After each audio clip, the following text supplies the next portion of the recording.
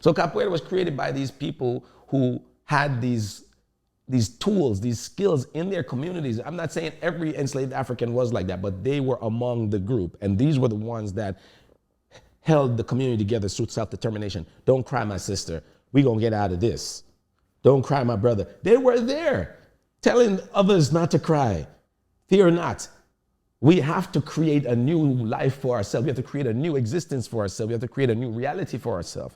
There had to be those amongst us. So capoeira was created by these people, the ones that wielded and knew they had something. All they needed to do was get these chains off of them so they can kick somebody in the face. These kind of relationships make you disturbed when we don't take the time to know what it is to sing, to know how to get close to the mic again. But it's singing doesn't make it happen, or maybe. Welcome to another episode of Tune the Fork. I have with me father, husband, community leader, friend, advisor, Contra Mestre, future Mestre. I don't know if I got that right, so forgive me. I might be overstepping my bounds of titles, but a beautiful human being with a beautiful mind, a beautiful spirit, just a beautiful demeanor, man. Ren Powell, also known as Morcego in the Capoeira community. How are you, brother? I'm good, man. Wow, what an honor. To hear all that in one it sounds good. I like that. So I start off all of my episodes like that because I do feel like it's important to acknowledge that people have multiple titles, they have multiple roles, you know, and they all have their share of challenges, and I think sometimes we show up in certain areas or in certain roles, and certain parts of us are challenged in certain areas. Yeah. So I think a part of it is just like the whole person. Yeah. And I like to, point that out. If I'm talking to a man who's a father, I want people to know that that man is a father. Mm-hmm. I think it's important to know when that man is the father of a daughter or of a son or of both. Yeah. All of that shit makes a difference. Yeah. So thank you for agreeing to come on, man. Man, thank you for having me, man. This is a pleasure, a blessing, man. I find you intriguing too, brother. Believe me. I mean, you should be on a podcast too. You know what I mean? But I'm excited to, first of all, chop it up. Okay. And exactly what you said. Sometimes you get into situations where you're expected to come up with all these answers. Yeah. And I find that when you're in a situation where somebody's just inquisitive and just want to hear how you think. Yeah. It makes things that much better. You end up there anyway. You end up right where you want to be anyway. You do, man. And so for me, we're similar in that I feel like when I've observed you talk, you're an ideas guy. Yeah. And I love chopping it up with ideas people, because that's my demeanor also. The challenge with being an ideas guy, though, is sometimes you could be misunderstood. And if you're talking to a group of people who aren't necessarily ideas and abstract type of thinkers, they get lost sometimes, and it can come off as if, like, what the hell is he talking about? And da da da da da da da. So for me, at least, when I find myself too far out there in certain instances, I'm self-conscious of it and pull myself back. But I'm very interested and excited about the idea of kind of like where this conversation, can go and how we can build and that sort of stuff. Oh, wow, man. First of all, I think it's just good to be with other like-minded people, whether it be a one-on-one situation like this or a group. Yeah.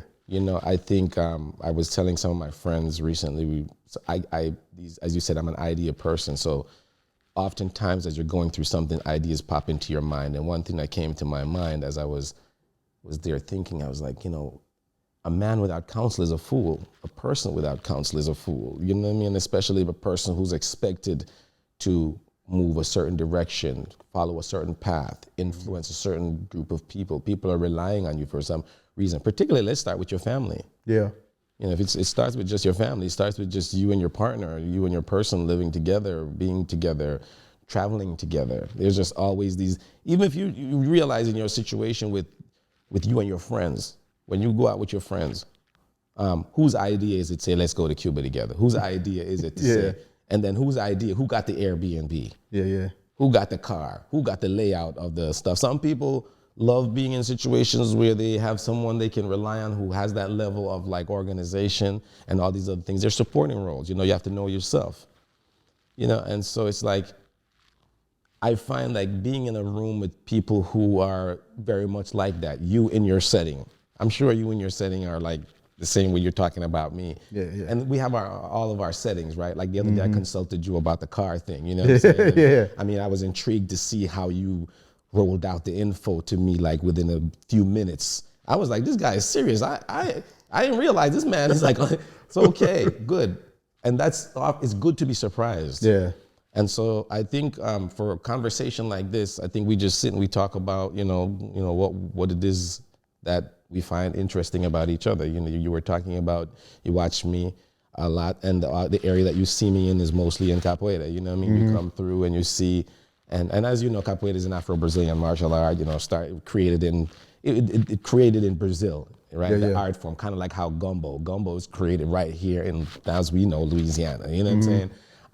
But it was created by African peoples. And so, you know, I'm a very big fan of the reggae music. And, you know, Peter Tosh said it, you know, no matter where you come from, as long as you're a black man, you're an African. And when I say that, I'm not trying to say, we're not going into that conversation where it's like, yes, everybody's from Africa. We know that. You know what I'm saying? But at the same time, just saying, in the most recent development of capoeira, the credit has to be given to the self-determination of the people that were, you know, particular warriors who brought with them some kind of like hand-to-hand combat skills, not just in the form of art, but in the form of self-defense, because a lot of them were captured in battle and sold into slavery or situations that involved them being in some kind of fighting situation. And so those art forms came together in Brazil. And, you know, in that environment, you know, I somehow got squoze up to the top to be a leader, picked out first by my capoeira mestre at the time, who was like, you know, you should teach a class one day. And,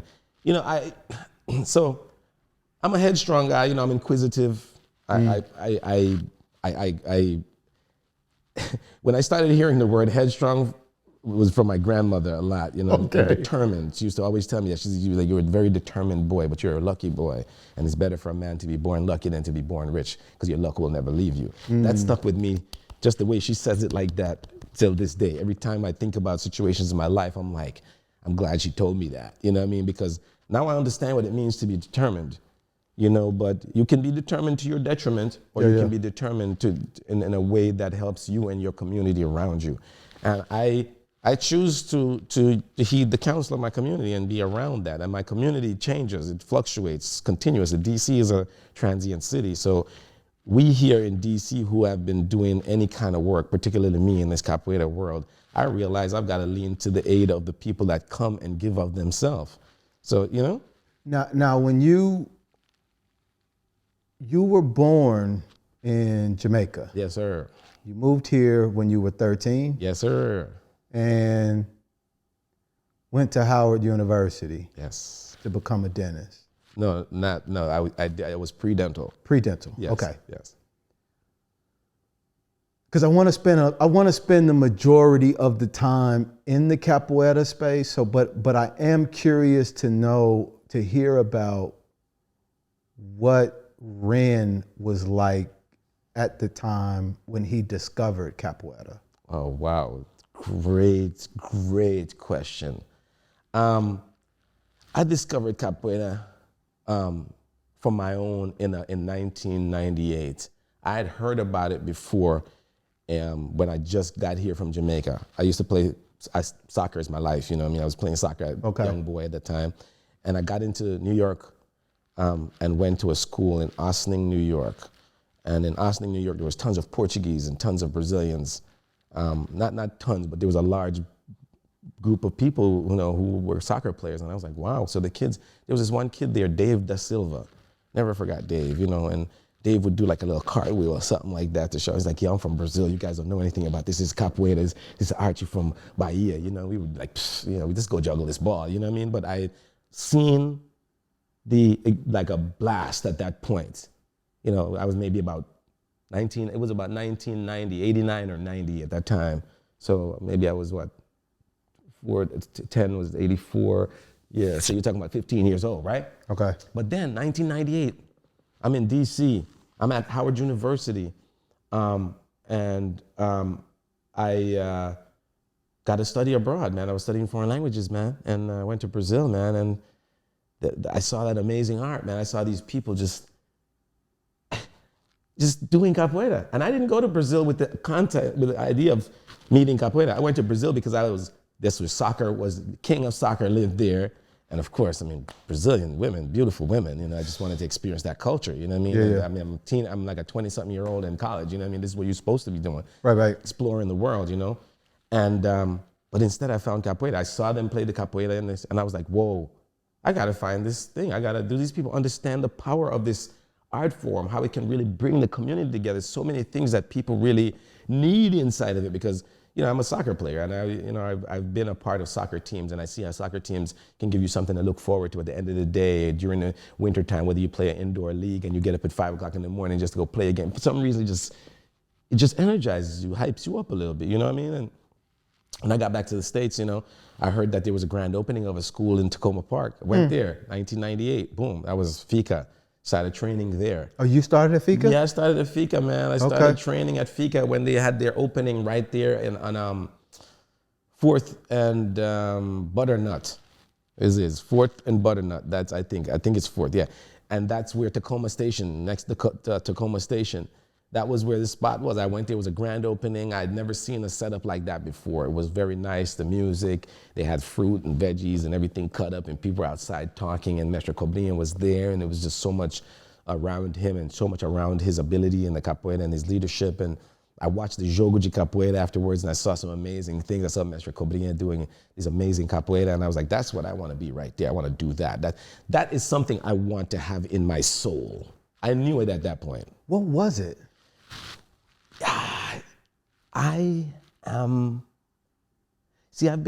It's not just because I've been into martial arts, but I love to dance. I love to move. I love to interact. I love to push the human body, the human capability. If I tell you, sat away, one away, and told you some of the little experiments I've done with myself to see how competent I can be in the most tough situations, to see if I can pull myself out of a situation. I do it all the time just to make sure that I can keep a focus because at the end of the day, everything is up here.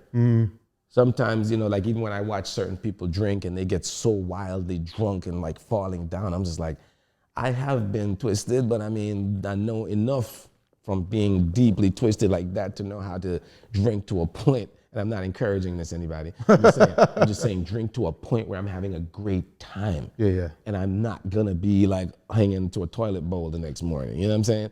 And so it's like, it's control.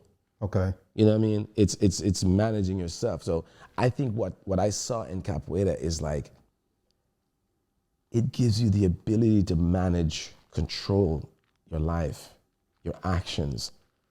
It's kind of like everything requires thousands of hours of practice, whether it be to become a speed reader, to speak a new language, to you learn a new job. It requires hours of putting in time, and then how well versed, how much tools did you bring to that particular thing? You know what I'm saying? To that situation, and then how fast can you learn, and do you enjoy it?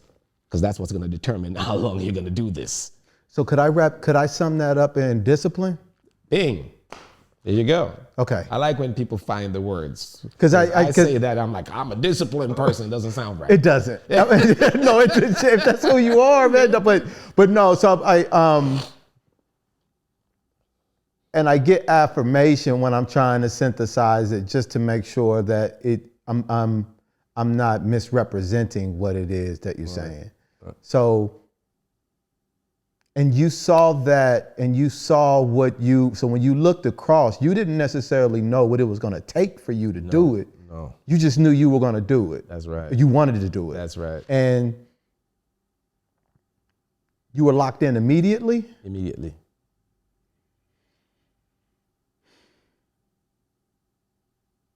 When did you meet your wife? Ooh. I met her about, so 98 to 2001. I met her in 01. So I did Capoeira Angola with Fika from 98 to about the middle of 99. Because I remembered having a conversation with Mestre, and, you know, so it was about maybe a year and change I trained with Fika. And then I was off on my own, getting ready to graduate from Howard, focusing on some stuff there. Did a couple other study abroads, went to Colombia, Venezuela, South America. And when I came back, I was about to graduate, and I was on a date in Adams Morgan. This is 2001. Okay. And this dude walked up to me and said to me in Portuguese, like, "Are you Brazilian?" And I was like, "No, I'm not, but I do understand Portuguese." He's like, "Yeah, good." He whips out a card, gives to me, and he goes, "I teach Capoeira Regional." I was like, "Whoa." He said, "I teach Capoeira first." And I said, "Wow, yeah, I know about Capoeira. I did some Angola." He goes, "Oh, good, but I do Regional," which is the other style that I'd heard of that was like very highly acrobatic and more martial, like in my 20s then. So I'm like, "Yeah, bro, I wanted to be a little bit more into that, you know?" Okay. He's like, "I have an event tomorrow at a church on 16th Street. It was like 16th, and it's now a community center. But it's like when you take 15th and it peaks right there by 16th Street, there's that building right to the right side. That's where it was in there. It wasn't even renovated. It was just like these old wood floors and stuff. He's like, "Come by and check it out." So I went to that event the next day, man. It was the most amazing thing I've ever seen. You know, it was what I saw in 1998, that grand opening of Fika times like 10. You know what I'm saying? With tons of physicality, tons of what I know. I was like, this is what I want to be doing right there, that version, along with the smoothness though, you know what I mean? And afterwards, there was like a get together, and we were in the audience, and we watched the Bachazada for about 3-4 hours, man. I was just sitting there watching it, just intrigued, you know? Who sits down and watches anything for 4 hours, 3-4 hours, other than a couple series with mad breaks in between. Right. And then afterwards, people were just handing out Coronas, like, "Yo, have a Corona. We just gonna party right here." Someone bust out a pot of feijoada, and it was like party right in the same space. And I was like, this is great. This is community right here. So I stayed in there. They started playing some pagode music. They started playing some, you know, Brazilian samba music, you know, more from Bahia. And I mean, I knew a little something, so I went in there and they started playing some salsa. There's my wife at the time with her friends hanging out. She had just started a class a couple weeks before me. And she had a similar story of how she met Capoeira too. She had a trip to Brazil with her boy, who's now one of my friends, and now the master in Capoeira, who lives in Jersey. Mad connection, you know what I mean? And that was where I saw her. I went to class, that was Saturday. After that great Saturday of hanging out, and it wasn't part of my plan really to spend my Saturday doing that. But I ended up like blowing off everything else that day and just being with the capoeiristas and being with this group and hanging out with them and learning a lot about capoeira, talking to some of the capoeiristas and realizing, yeah, I'm excited to be like that influential in capoeira because, you know, what's the point of doing it, right? Monday I went to class because class was Monday, Tuesday, and Saturdays. Monday I went to class. There she was in class. I was like, wow, how you doing? I don't know why. She's very cute and she was doing her little thing, and I remembered how we got to kind of like, how I got to kind of see her personality was the teacher, who was a young guy. He was much younger than us. I think I was about maybe 2001, I was what, 26, 27, something like that. Okay, I got you. Right, 25. You're in your mid-20s? Yeah. Okay. So he was about 23. But he knew, he had shown us the Brazilian setup, which is like get some chicken, throw it on the grill, 2 onions, a pineapple, you know what I'm saying? Get a bottle of beer or something like that, which is how simple get-togethers are in Brazil. We train together, we eat together, we hang out together, we reminisce together, we improve together. And we used to go to this place called Common Share on 18th Street. I went to Common Share, and one day he sat around in a roda, like the circle, and he was like, "Tell us about yourselves, guys. I mean, I don't know anything about you other than the fact that you come to Capoeira." And I thought it was beautiful that he asked that. I mean, I had experienced it at Fika a little bit with Mestre Cobrinha back in the 90s, but it was more like a roda de conversação. It was like a conversation at the time, you know? Okay. Versus like this, we're in a bar, beer, da da da. Because some people, you know, it's all based on people's personalities, right? Some masters are like pious into the, you know, the religion or spirituality and other things, and don't drink and don't do all these other things. So your environment will be based on that. Others are more like whatever. Where at the end of the day, my capoeira is my capoeira, my art is my art, and how I interact with people socially is just different. And once you can compartmentalize that, you can see the difference. You know what I'm saying? And we started getting to know each other there, and I got to know her there, and I just started, you know, training capoeira and getting to know her and other people at the same time. And here we are down the line. Just to do commentary of the last like 2 years is amazing. You know what I mean? It's long. How did you always want to be married? Not really. I mean, when I say not really, I never had I didn't grow up with a negative experience of marriage. You know, even my parents, my biological parents, who separated because of distance, because my mom and my dad were married when I was in Jamaica. And I remember my mom left to come to the United States, I think in 79, 80, something like that. And I think the distance kind of tore them apart. And it was a sacrifice made by my mom to come here, to get herself together, to give us what she thought was a better opportunity to be able to see more and experience more of the world. So she sacrificed that element of their relationship and themselves, because I know, as you know, at distance you can't grow no relationship in distance, even if you have children, whatever. But I think there was still a cordiality, still a love in between there that just, they thought about us. And so, but both my parents stayed together till they died. So the experience, what I saw was like a lot of togetherness, a lot of sticking through it. I was taught like you fight through, like if not this one, then it's another one. You know, it's the other one, you're gonna fight through the same thing with another one. So pick the one you're gonna fight with, you know what I'm saying? Pick your team. Yeah. And so when it comes to, like, I knew, like I had relationships before and they didn't work out, but I knew that when I met my wife and we started hanging out, I was, you know, in my 20s, I was at Howard. I mean, I had just finished Howard. I had a lot of fun experiences at Howard. I started formulating a bachelor's mindset when I was there. Okay. But when I met my wife, I kind of had the bachelor's mindset because I was like, well, I'm about to explore this capoeira thing. I was thinking about traveling the world and not even trying to live in America. I had plans to get up out of here as soon as I was done and head straight to Brazil, you know what I mean? And for a few things changed my mind in reference to that. But or not even Brazil, but just somewhere else. You know what I mean? At the time, we had just been in the Bush era, you know, 2000, you know, all the other stuff was happening, you know. And I was just like, oh my God, how do I want to live out my life? Is it in this way, or was I gonna formulate something? But as you know, sometimes, you know, like they say, man plans and God laughs. Or Creator laughs, you know, and sometimes you're inside of a mechanism of a plan that you don't even know that you're a part of, which is a whole nother story. Yeah. But nothing, I couldn't, this woman was very fluid.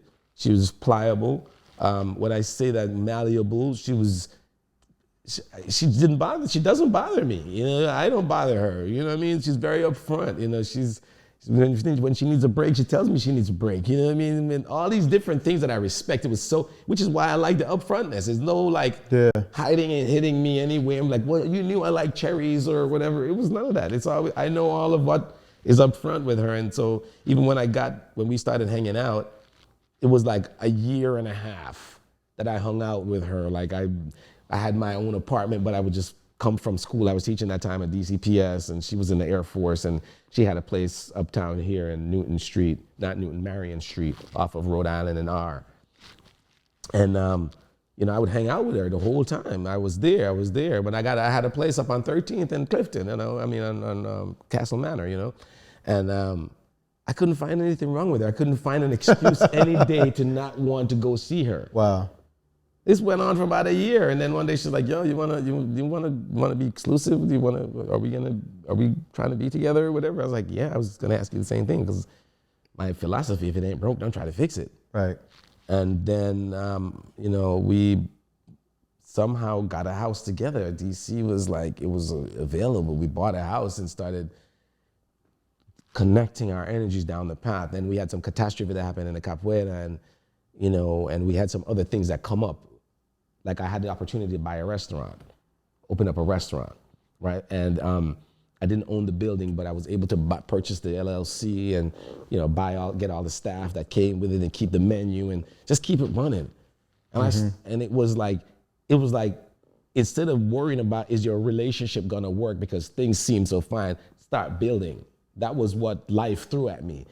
So I got into the commercial real estate game immediately, and I got into the residential real estate game immediately. You know what I mean? Because buying that house in '02 and getting that restaurant, and also for Capoeira too, unfortunately, we had some unfortunate circumstances that happened with our teacher where he literally just loped out. You know what I mean? And we literally sat around as a group in my restaurant and we're like, what are we gonna do?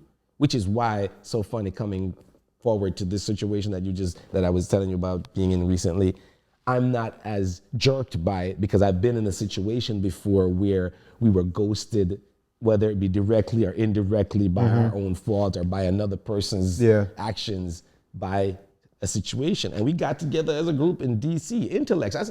Listen, man, I have to tell people, man, I don't know who don't know about Washington, D.C., but I love D.C., bro. I mean, I grew up 13 to when I left New York in 1997, and I got here with the introduction to Howard University. I found D.C. because I didn't even know D.C. was a livable place. I knew it was a murder capital of America, but I was driving. I rented a car and drove all the way from New York to the tip to Key West, bro. And I was like, I just wanted to see all the cities on the East Coast, make up my mind what I wanted to do with myself. That time Google had just come out, Yahoo and all those other things, you know what I'm saying? Yahoo it was, my bad. Yahoo search engine. So at the time complicated, but I was working in the technician world. I was a dental lab technician, which is what got me into dentistry and so on and so forth. And I started looking on the Yahoo search engine, bro, dental labs in and around the DC metro area. I found 400 on a list. I printed that joint out at the library, because back in the 90s, ain't nobody really had PCs in their cribs, you know what I mean? So we went to the library. I printed that joint out in the library, had me a list, made a copy of that so in case I lost that joint, right? And I started calling labs from A. Started at A. By the time I got to B, I had 3 job offers. You know what I'm saying? Because I'm an artistic, I have some skills where I can, use my hands and stuff. Anyway, I drove down here, did the interviews and everything. When I got down here, I was in rush hour traffic one morning and I was like running out of gas. So I pulled over at the Texaco gas station with a brother from Ethiopia and he was telling me, he's like, what you doing down here? I was like, yo, I'm just coming to a job interview. I'm coming from New York, you know what I mean? I'm just checking out the DC area. He's like, man, listen to me. You're a black man. You want to improve yourself. The country's about to change in so many different ways. You want to be in Washington, D.C. right now. Right now is when you want to be in D.C. How could I have been so lucky to have gotten that kind of advice? Wow. Right there from a gas station attendant, from an Ethiopian brother. You know what I'm saying? And so for me, I was like, yeah. And then I remembered coming here and being alone by myself, and I just had no fear. It was just like, this is a new adventure. It's a new city. I'm gonna go around this city. I went, I had my letter invitation from Howard. I'm a soccer player. They knew about me and called me down to do a little, tryouts and stuff like that. I didn't end up getting no money more than a meal card and a few other little things. Did you play though? Yeah. Okay. I played for 2 years at HU. Okay. But it wasn't like, like the kids who got the scholarships, man. We were like the side kids. Me and one of my friends who from, Khalid from Trinidad was the same thing. So my other friend Ajen from Ghana, we were like the side guys. You know what I'm saying? We played. Okay. And I think I remember we got a run on 2 matches. I remember in that whole time I got a run on 2 matches. I think it was, I'd have to think to remember the teams, but they were home games. Got to run at 2 matches. But we played all together. We trained with the team. We were part of the mechanism. When a university doesn't recruit you, you're not, you know what I'm saying? And it's a whole nother story right there with sports. I got you. I should have come straight to HU from high school, and I did not. I went to a Merchant Marine Academy in New York. I was at SUNY Maritime, where I was studying engineering, but that's another story. Okay. But so being married, it's not that I always wanted to be married, but eventually, I got married eventually. I didn't get married early. Me and my wife got married in 2014. We did it backwards. We bought a house first. We had a kid later, and then we got married. Gotcha. Okay. And I don't want to recommend that for people, but I'm just saying. I got you. I knew I mean, I don't know this lady's, I mean, it is what it is. Okay. Everything could be worked out. We done been through it. You know what I'm saying? So much of it, you know what I mean? And still going through it, you know what I'm saying? So, I mean. How is it,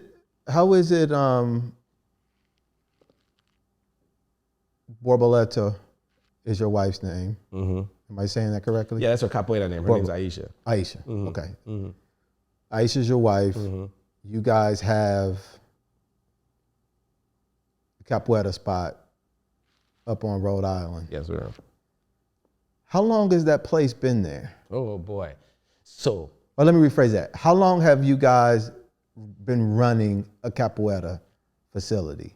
Yeah, so we started Capoeira DC in 2002, and it was 8 of us at the time. When we 21 years. Yeah, and it was 8 of us when we started.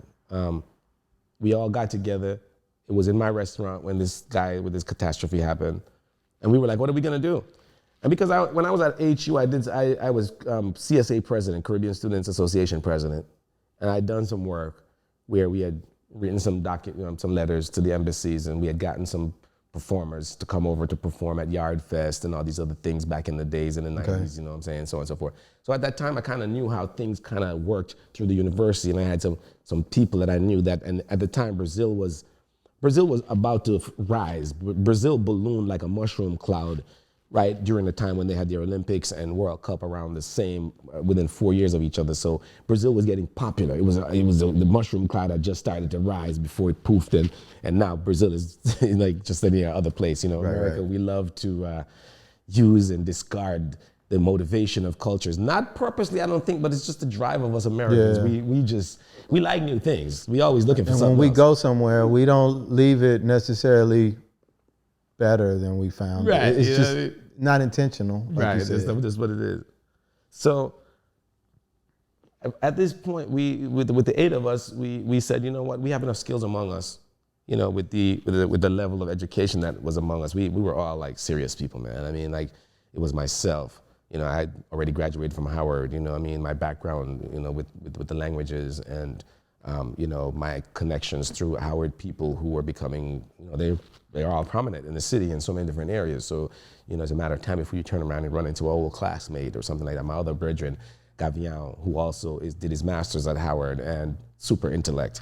So he's, you know, Victor Green, who was, you know, a tech guy. Really, he was the one that got us started the first Special Forces Capoeira chat group among us. This is like early millennium when nobody's doing that, you know what I'm saying? Okay.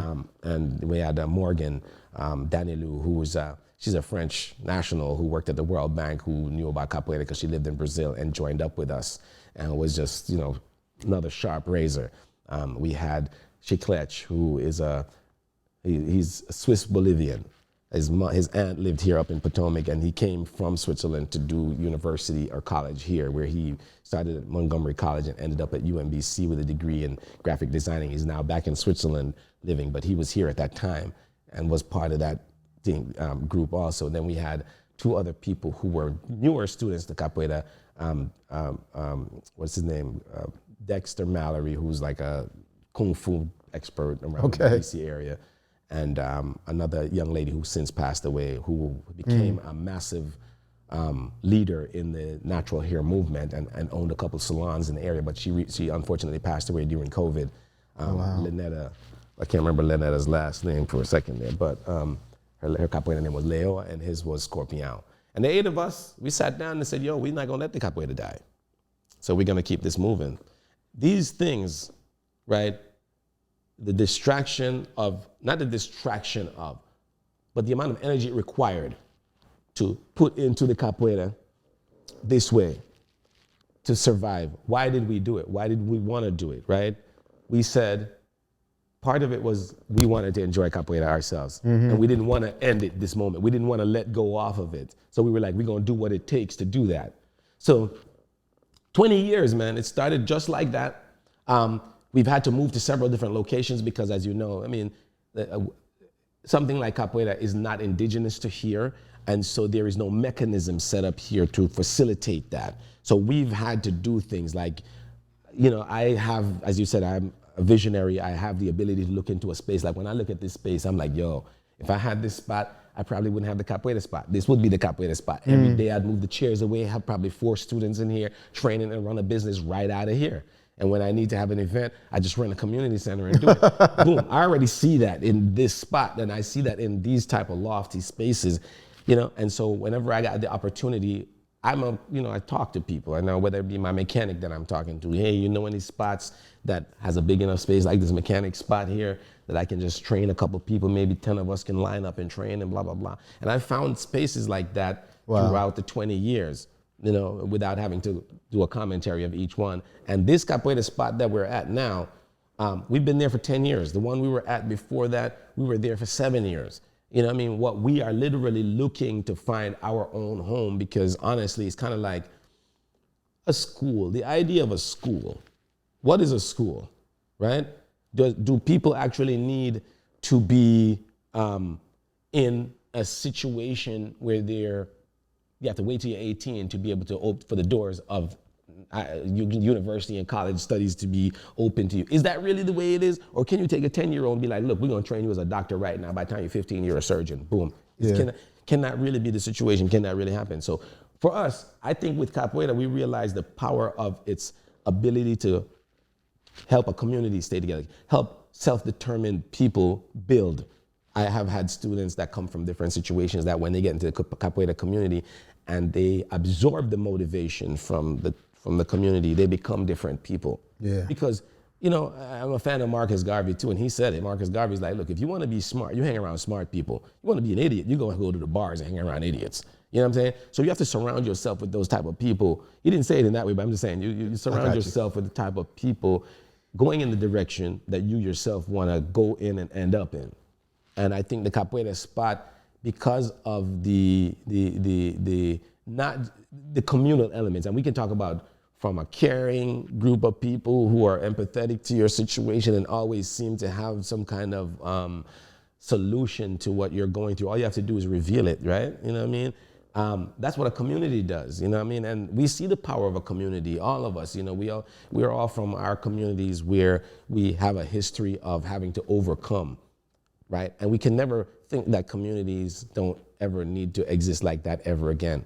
Yeah. They always, listen, this is the one thing I say, and I think even the founding fathers would agree with me about this. That's why we have to have a militia. You always have to have a militia. Worst case scenario, you have to be able to form a militia in this country just to make sure it is part of the Constitution, it's part of all the stuff that the written documents about how this country was started. There are certain things in there. That's why we have the right to bear arms and all these other things. You know what I'm saying? Because just in case our government goes wild, what do? What is the self-determination in you to keep you and your community alive? You know what I'm saying? And these mechanisms still need to exist. And I'm not saying that we're not a militia or nothing like that. What I'm saying is like we're a community that teaches a certain level of self-determination through the art of capoeira, exploring creative energy. You know what I'm saying?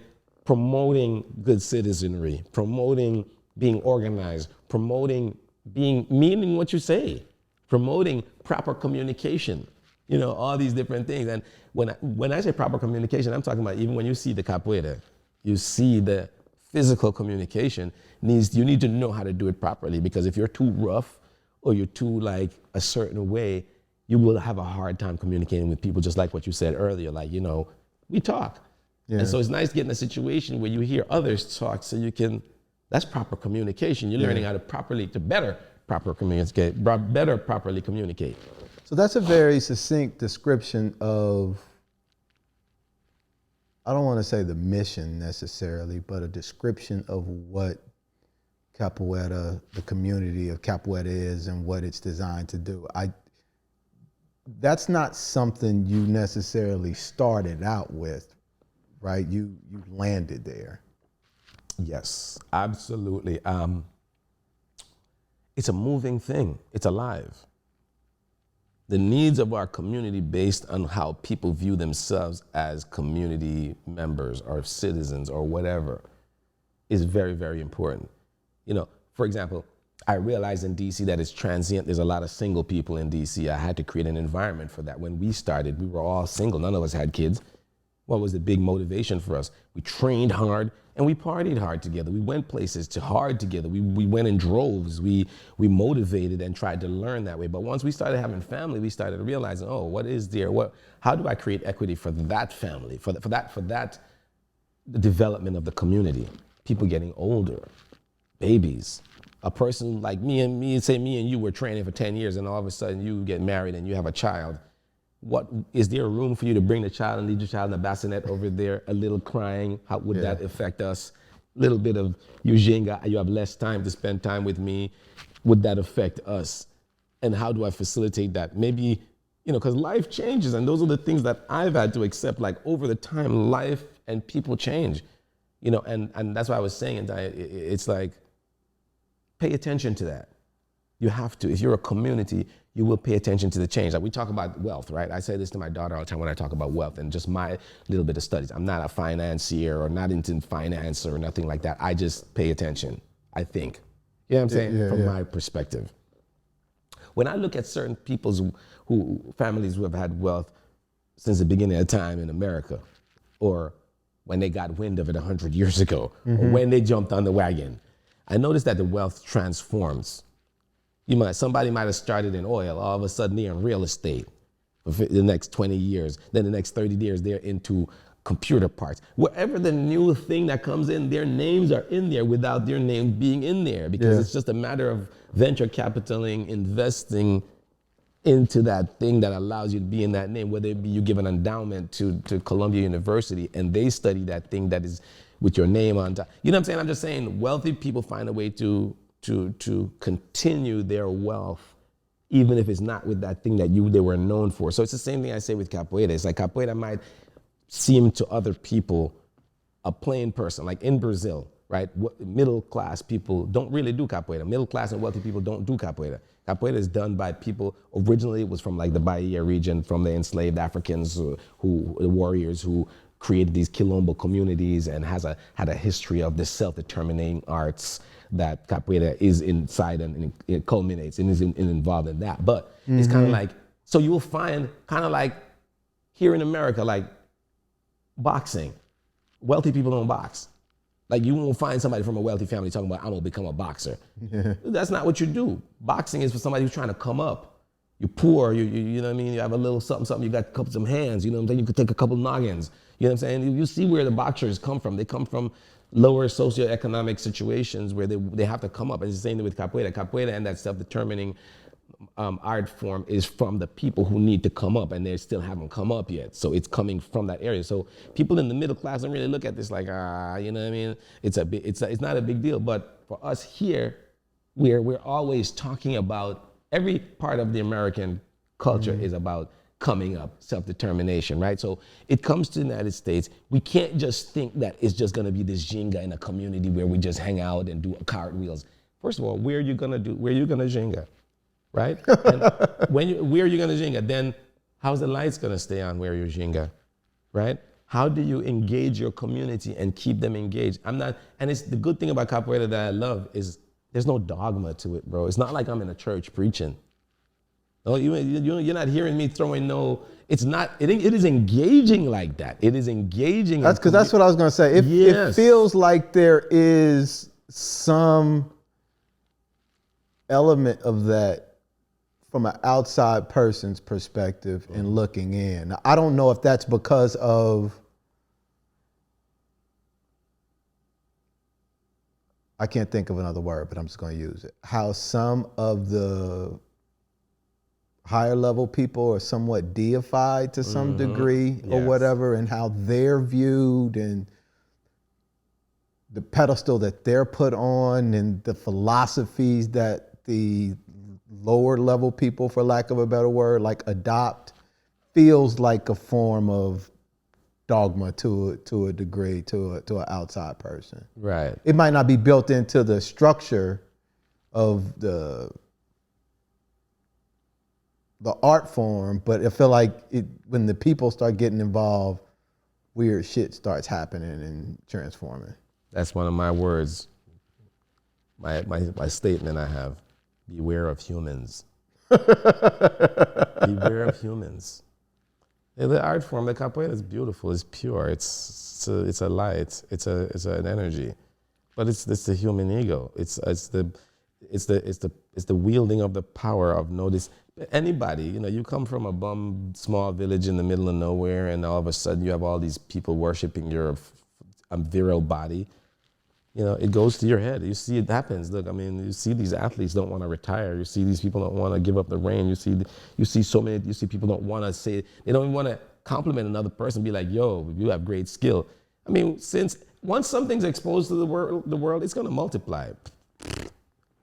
It's going to multiply twice the amount. Every time it multiplies 2 times the amount. So when capoeira came here, it was like, maybe you can talk about the 70s. There were 2 people known to have capoeira in the United States. Mestre Jalón in New York City in 1974 when he came here, 75, those years in Washington Heights. And Mestre Accordion out in 77, 78 out in the Bay Area, right? We don't know any other. That was 2. And today, their students have created students who have created students, and you know what I mean? And this thing is not gonna stop. So kind of like bringing it back to what we were talking about in terms of like the communal element of capoeira and, why. I am just seeking a path that allows me to facilitate the needs of a capoeira community going forward. How do we keep playing capoeira for fun?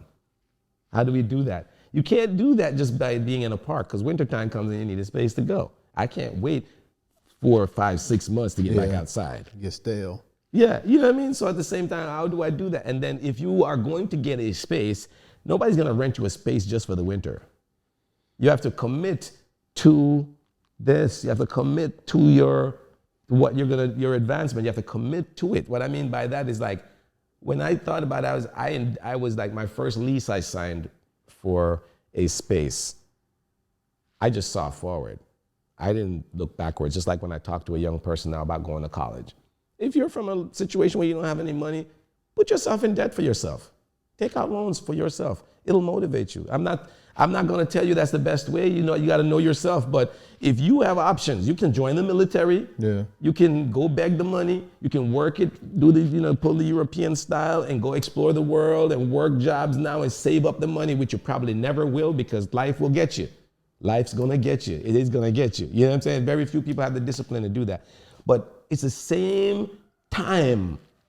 You know what I mean? When I talk about calculating the amount of time that you're in servitude, you're in debt to something, whether you're in debt to this plan in the future or you get the college degree now, put yourself in debt and pay it off, you have to invest. And so that's what the Capoeira Spot is and is becoming. It's an investment in our community, investment in how do we maintain this vibe? How do we maintain this community? You know what I mean? Let me ask you a question. Mm-hmm.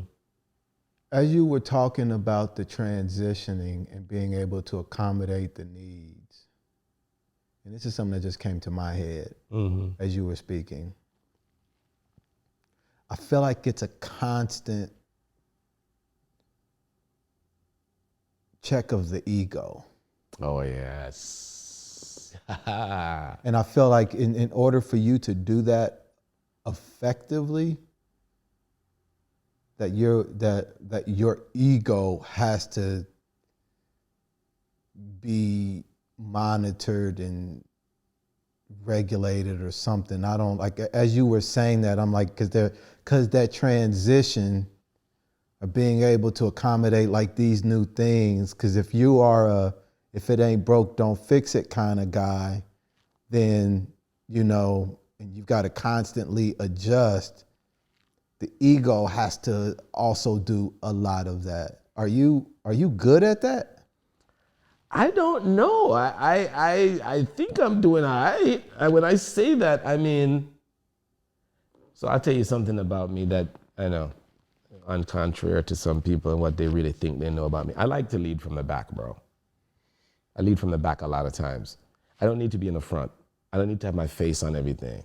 I'm not trying to be like Suge Knight. all in the videos. But no, I can lead from the back comfortably, bro, because honestly, I don't know where this comes from or at what point I developed this understanding, but the Creator is given me some gifts, and I'm thankful for that. You know what I mean? I know that I know what I can do, and I don't need to have it out front.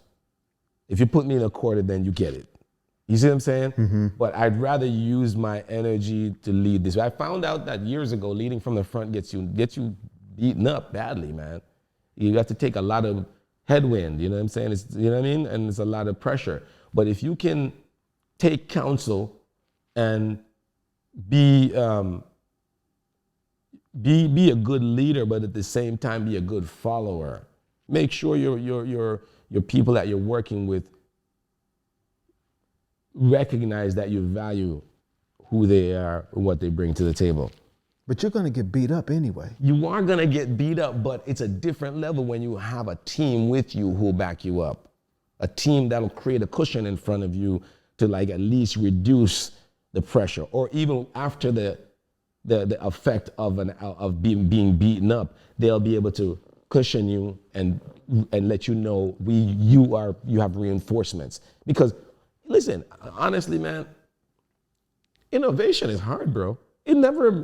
When I say innovation, I'm talking about anybody who has any idea beyond getting a cool C in this community, you're gonna get a fight. The Japanese say, and the tallest nail needs to get hit down, right?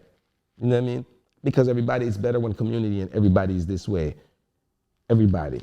So if you have an idea outside of the box of any norm, you're gonna get a fight. It's only usually way after you that someone goes, that dude had a great idea. That young lady had a great idea, you know, and then they talk about it. So in a sense,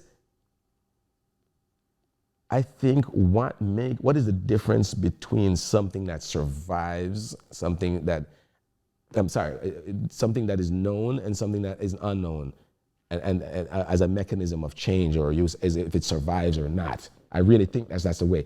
Has it survived? You know, even I heard Al Sharpton say something the other day. He was like, him and Jesse Jackson were around when Malcolm X, Medgar Evers, and Martin Luther King got killed. So guess what they learned? They learned how to be activists without getting killed. Activists who, you know, people, you know what I'm saying? So I don't know what that means. I'm still chewing on that because I'm just like, I'm not trying to create no political rhetoric here. I'm just saying, it made me wonder how much compromising they did or do, how much different they looked at the struggle in terms of like, so you look at the struggle from a Nat Turner perspective. He only believed, I got to kill these people. Yeah. So he had a short. Short. But Al Sharpton and Jesse Jackson might be like, let's sit in meetings on top of meetings on top of meetings to see if we can convince these people of our humanity. And the more advanced we get, the more complicated our society gets, is the more mechanisms of this talk. Change is happening though. You see the change, how slowly, just like baking, right? The recipe changes little by little. The pound cake gets sweeter and sweeter and sweeter and sweeter. But how many, it's weird. It's really weird. And the same thing when it comes to leadership. It's like, if you are just following and just keeping along the line of the way things should be in say the perspective of say your parents, right? Will you survive in today's world? Will your children survive in their world? Will their children's children survive? As I told you about the success of a family's name or people who have gained wealth in the past, is to be able to transform their wealth, transform it, start making things that are needed in the time that you exist and in abundance. Like God, I'd love to be the owner of Raw Papers right now. Shoot, you know what I'm saying? Yeah. Or I'm just saying, in hindsight, when everybody was, you think about what I saw in the 70s of people smoking ganja in Jamaica, or my little kid memories. Flour bags, they'd take a brown flour bag and that's where they would get their brown paper from. There's flour bags were triple layered, you know what I'm saying? Like burlap bags, you know what I mean? So the flour wouldn't seep out or whatever. So they'd find a way to get that middle brown paper in the middle and roll joints in it. It was like probably purest form of wood out there where you could, Of course it's carcinogenic, but at the same time I'm just saying. But to get to this point now, we're in a small town in Spain, a whole town relies on us buying raw papers here in America, because their whole economy is based on that. Raw papers ain't owned by none of us. They're owned by a town. Oh, wow, I didn't know that. Yeah, a lot of people don't know that. Some things we buy, like I said, Neiman Marcus, Saks Fifth Avenue, who owns these things? The British Crown owns these places. When you shop there, who gets the profits is not some company started by some individual who's trying to, it's a country. There's countries still own things, you know what I'm saying? I'm just saying, people, but anyway, I'm just saying, the point I was making is that you need to be pliable, you need to be malleable to the changes that are occurring in your community, not just from your people evolving, but what's happening in your community. I notice we're losing a lot of spaces in DC. Arts, what's gonna happen to art in DC? I'm not, when I say that, I'm sure people in the 70s talk the same way. I'm sure people in the 60s talk the same way about what's gonna happen to art and why even the term a starving artist. I don't really agree with those terms. Who came up with that idea that you have to be beaten up and taken advantage of? I understand certain creativity can't really happen to you unless you have had some kind of experience, AKA trauma. Let's use experience, because I hope some love songs can be written from somebody having a good positive experience, not having a bad experience when they write a love song. You know what I'm saying? So it's usually some kind of experience that makes you, so why should the artist experience be starving? Why shouldn't an artist, for example? Probably because the majority of the people in that space are struggling. So if you got 100 artists, probably 95 of them are just trying to fucking get to the next day, maybe.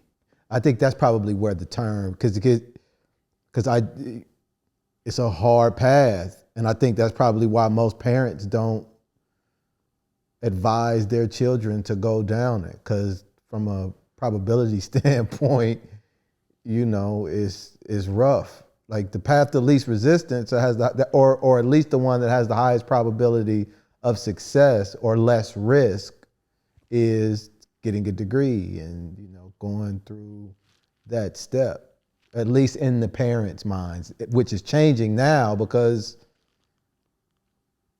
access to jobs, access to skilled workers, everybody's got a degree, everybody can write this code, everybody can do this thing, but the jobs that are available for those people are getting smaller and smaller, which is shifting in the way that it was. Now you got to make your own job. You got to be able to start your own business or whatever. But what do you think makes a good leader?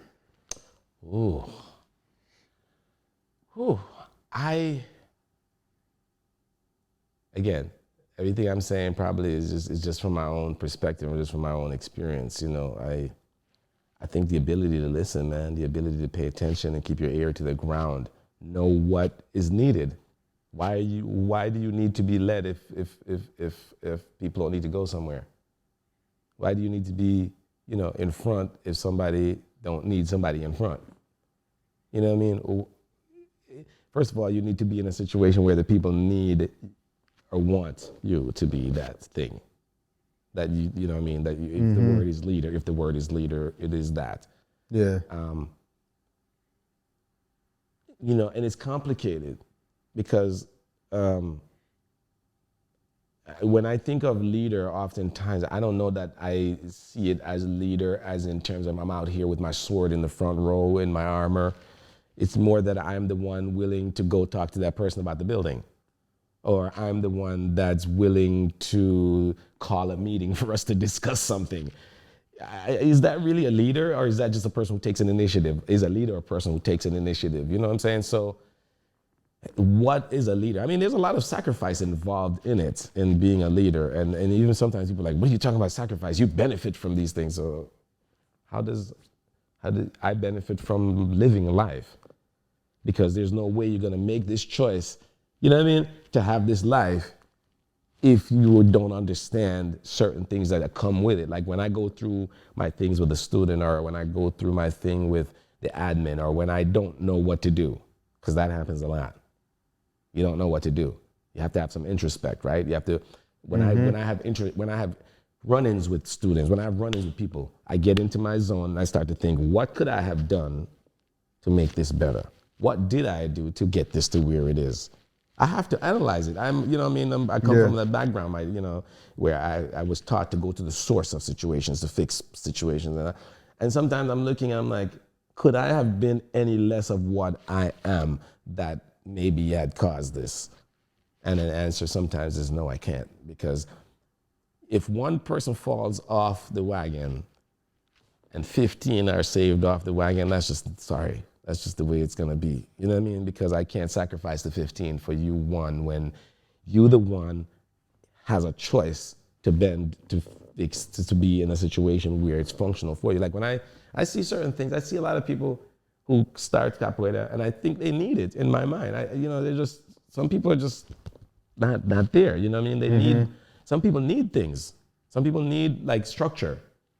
They need to know that they're a part of something. Some people can create structure. Yeah. You know what I'm saying? And you have to know what these people are. When I see people who need what capoeira can provide for them to liberate them, because capoeira is not going to be the mechanism of like, let me check my capoeira app today to see how my life is. Yeah. It's just that the self-determination, the discipline that you gain over the years gives you pathways, shows you ways of how to become more self-sufficient. You know what I'm saying? More autodidacting is what you need as a human being. And the more you take away the human's ability to fend for themselves is the more titty suckers you're gonna get out here, no lie. I mean, we need more people out here who are more capable of taking care of themselves than more people who are dependent on a system to take care of themselves. And we have more people, particularly in these inner cities, we're all like dependent.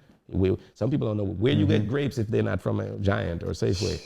You know, does people even know what the damn grapevine look like? You know, particularly our people. You know what I'm saying? Some of us who are trapped in the inner cities. I'm talking about your inner cities like New York City. Like, can people really afford to get across the bridges? How expensive them damn tolls is. You know, all these different things. So I don't know what makes a good leader. I think being transformable, being malleable. When I always say malleable because I think about metal and how hard it is and like how metal, some metal is malleable, but it's still firm metal. You know what I mean?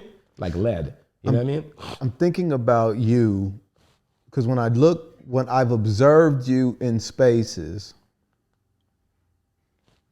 I always think of leader as the word that describes you. And it's not even necessarily if you're in front of the harder. And like doing that, or if you're teaching or speaking to the class after training or whatever. But it could be like just having like a random get together in a way. Like there's this energy or something that I feel exudes, and people listen and orient themselves when a decision needs to be made. In a way. And so as I asked you what it was, I'm trying to think of the qualities that I observed in you that led me to that thought of leader. And I don't think you make leaders. I think they're born.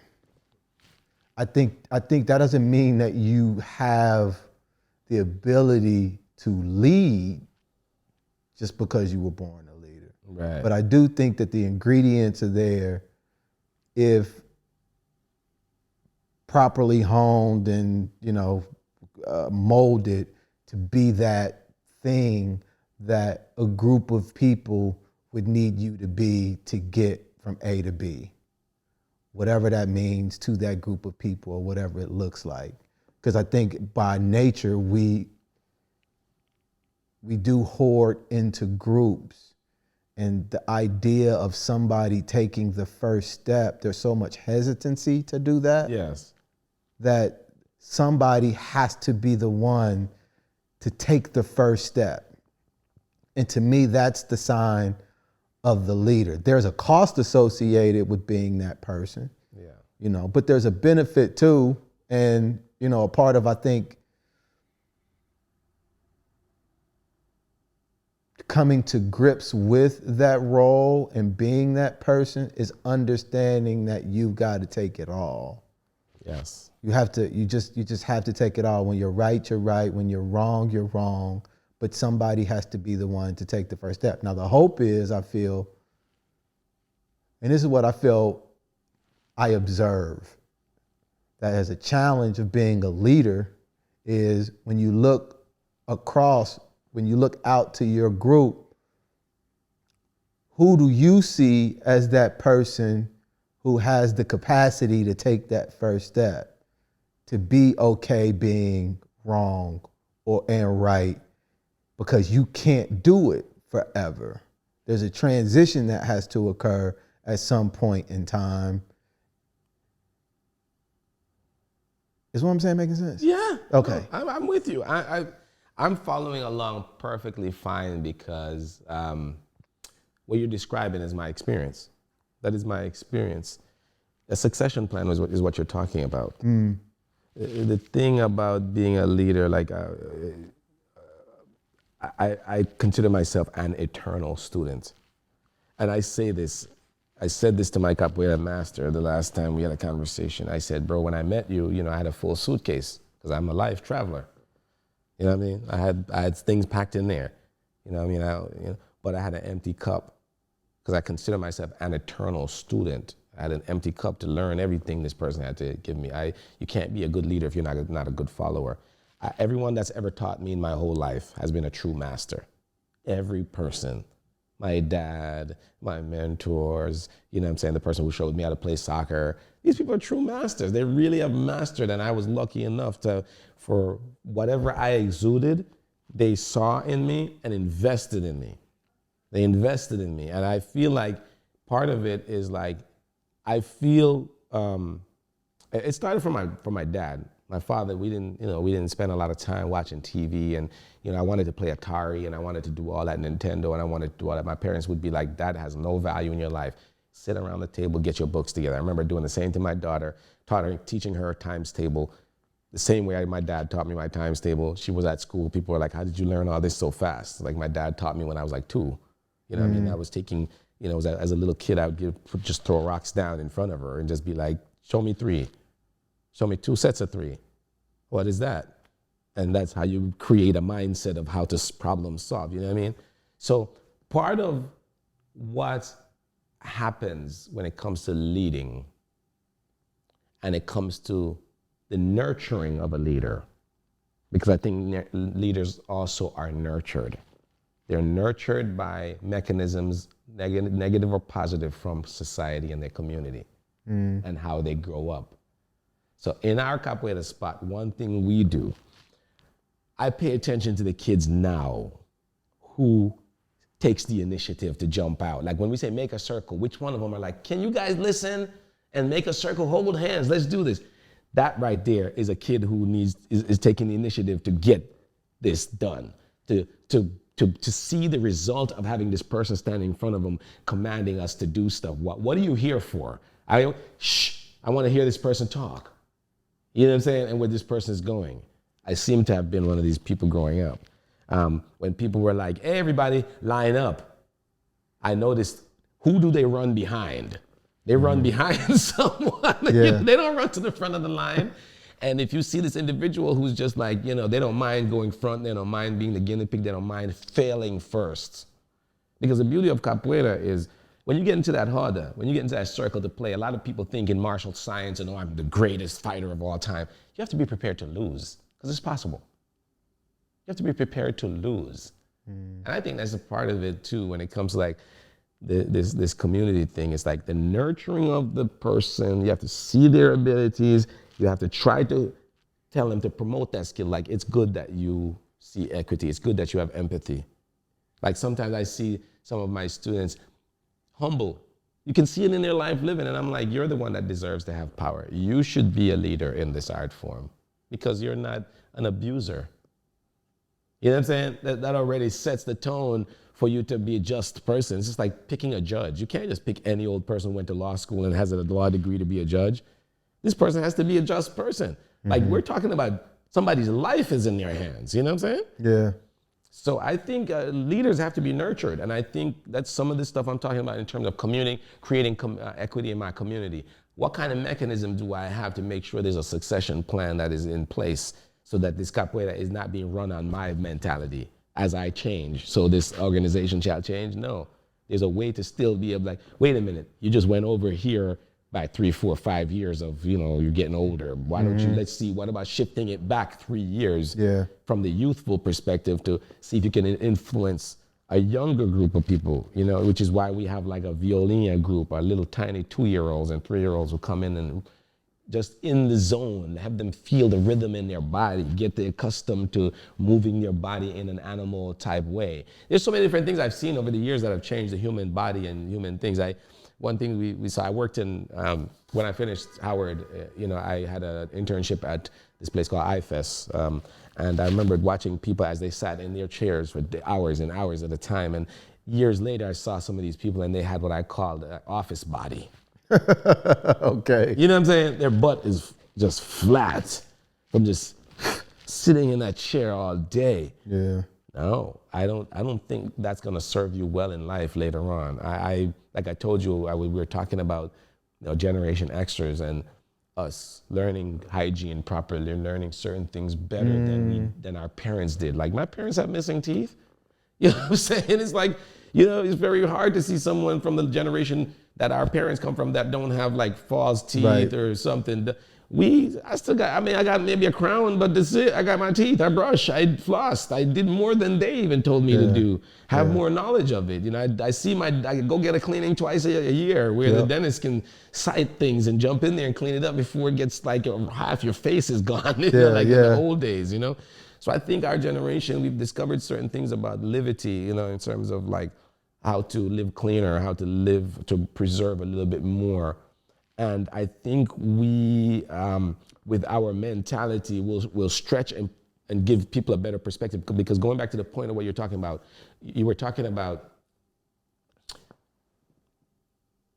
like creating a space for something like the art form to blossom, like arts in general, and saying the term starving artist really it's almost like it's necessary, but it's in my mindset, I'm like, it's not. If we change the trajectory of how we say someone is successful, a 20-something-year-old can't be successful like that. And you shouldn't have so many expectations of how much you are consuming in life as a 20-something-year-old. So much that you consume so much coke and so much everything that you kill yourself. Yeah. Your mastery, you should know, oh my God, I have tapped into my paintings. I'm a 19-year-old in college. Imagine what I'll be like at 65 if I hone this skill.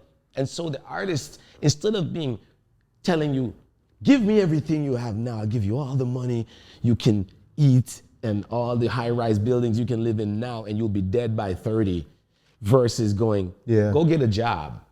Go get a means of making a living. Can you hunt and then use the skins to make the art? You see what I'm saying? At least you'll still have hunting. When your creativity, you'll still be eating. But what we do is we give the artists an opportunity in our society because the capitalists want to milk them early.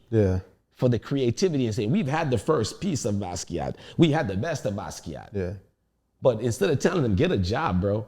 You know what I'm saying? And produce your work at night. Kind of like how capoeira is like a side pastime to us. We're not twisted.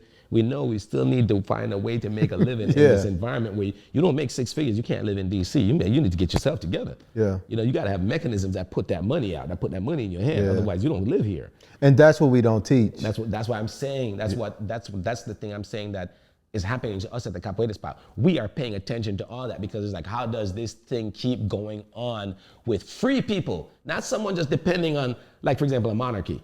Everybody's jockeying like we got 8 sons, all 8. Who's gonna be king? Who's gonna be king? It shouldn't be like that. You're living your life already. Nobody needs to be king here. I always say sometimes the purpose of the acquisition of power is to give it away. If you do seek to attain it, it should only be at the service of giving it to others. Absolutely. Because you can't, like, holding it is toxic, I feel. What's the word I'm looking for? Damn, it's a dope word. I can't think of the word. It'll come to you. Yeah, it's corrosive. Oh yeah, that's the word. Yeah, corrosive. Yeah, it is. You know, it's funny. That's what I thought you wanted to say. It was on the tip of my tongue. Yeah, and so rots away, man. You know? it rots, man, like nuclear energy or something. Yeah. There's one thing that I always see when you're playing, man, and that's your daughter. Yeah. I am. You mentioned something earlier before we got on, and you were talking about what you see now as you play, as you like play an instrument and stuff like that. I'm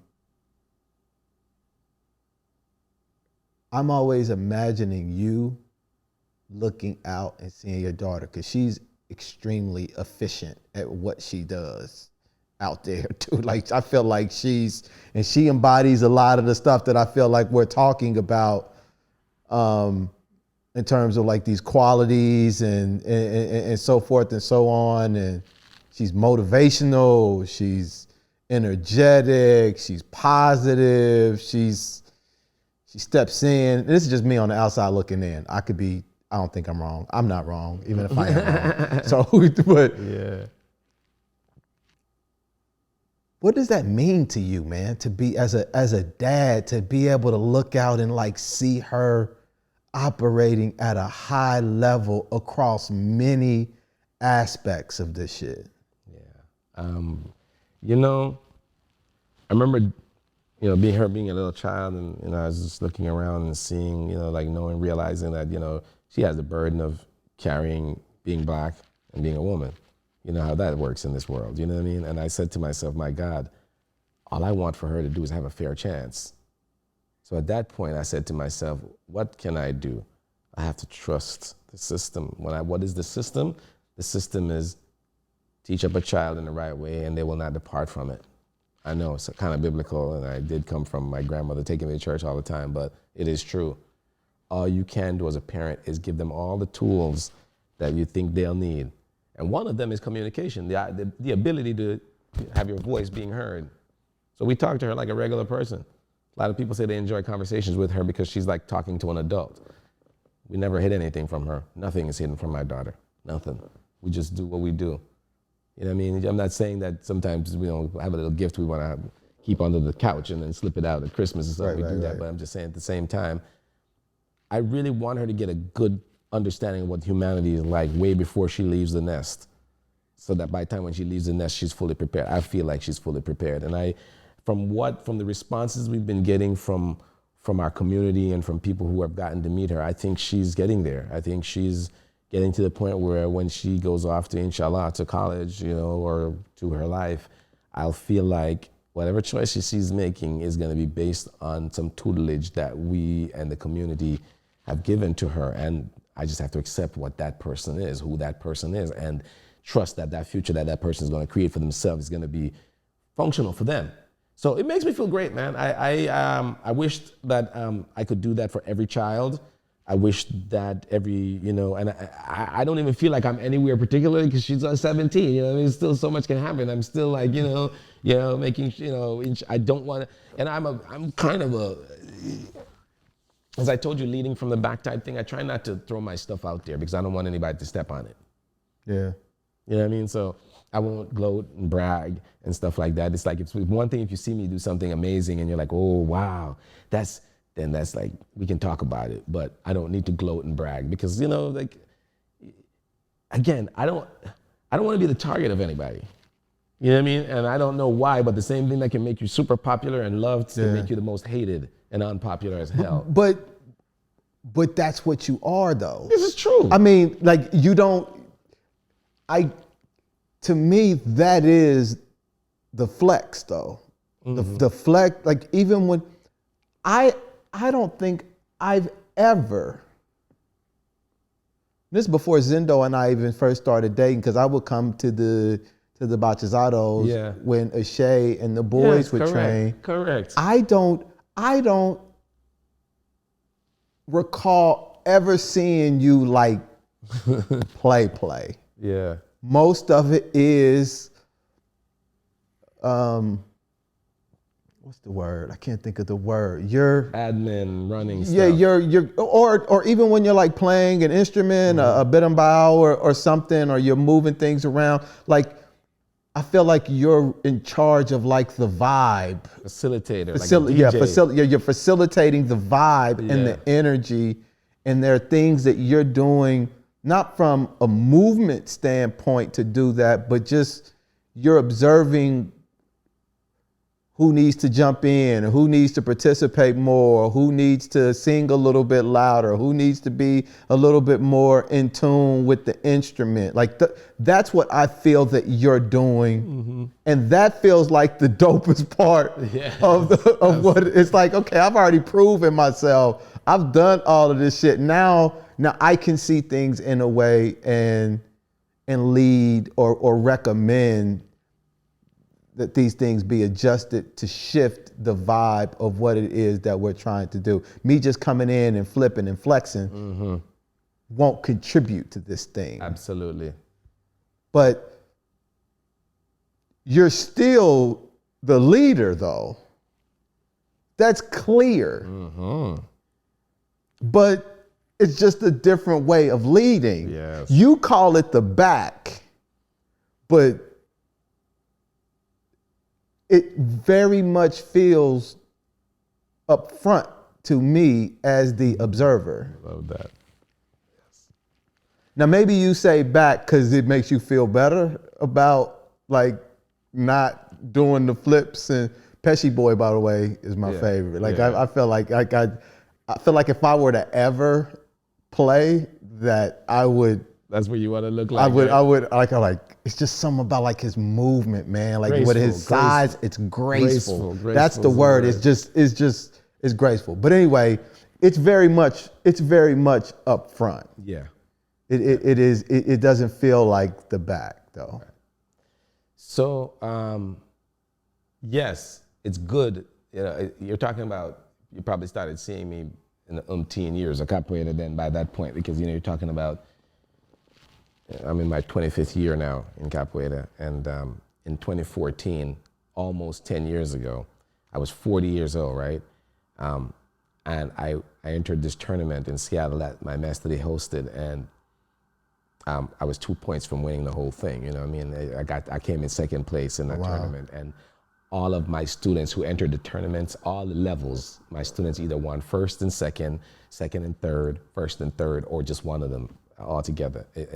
To me, that said a lot. And even for people who saw me in that tournament, my brothers who in the same group with me came to me off on the side later on and was like, Ren Morcego, I didn't even know you could play capoeira like that. And in my mind, that was like a gleeful, happy moment for me, because I don't believe in shining out front all the time, because I feel like that will burn your light out, and I feel like it gives people too much of an opportunity to scrutinize you.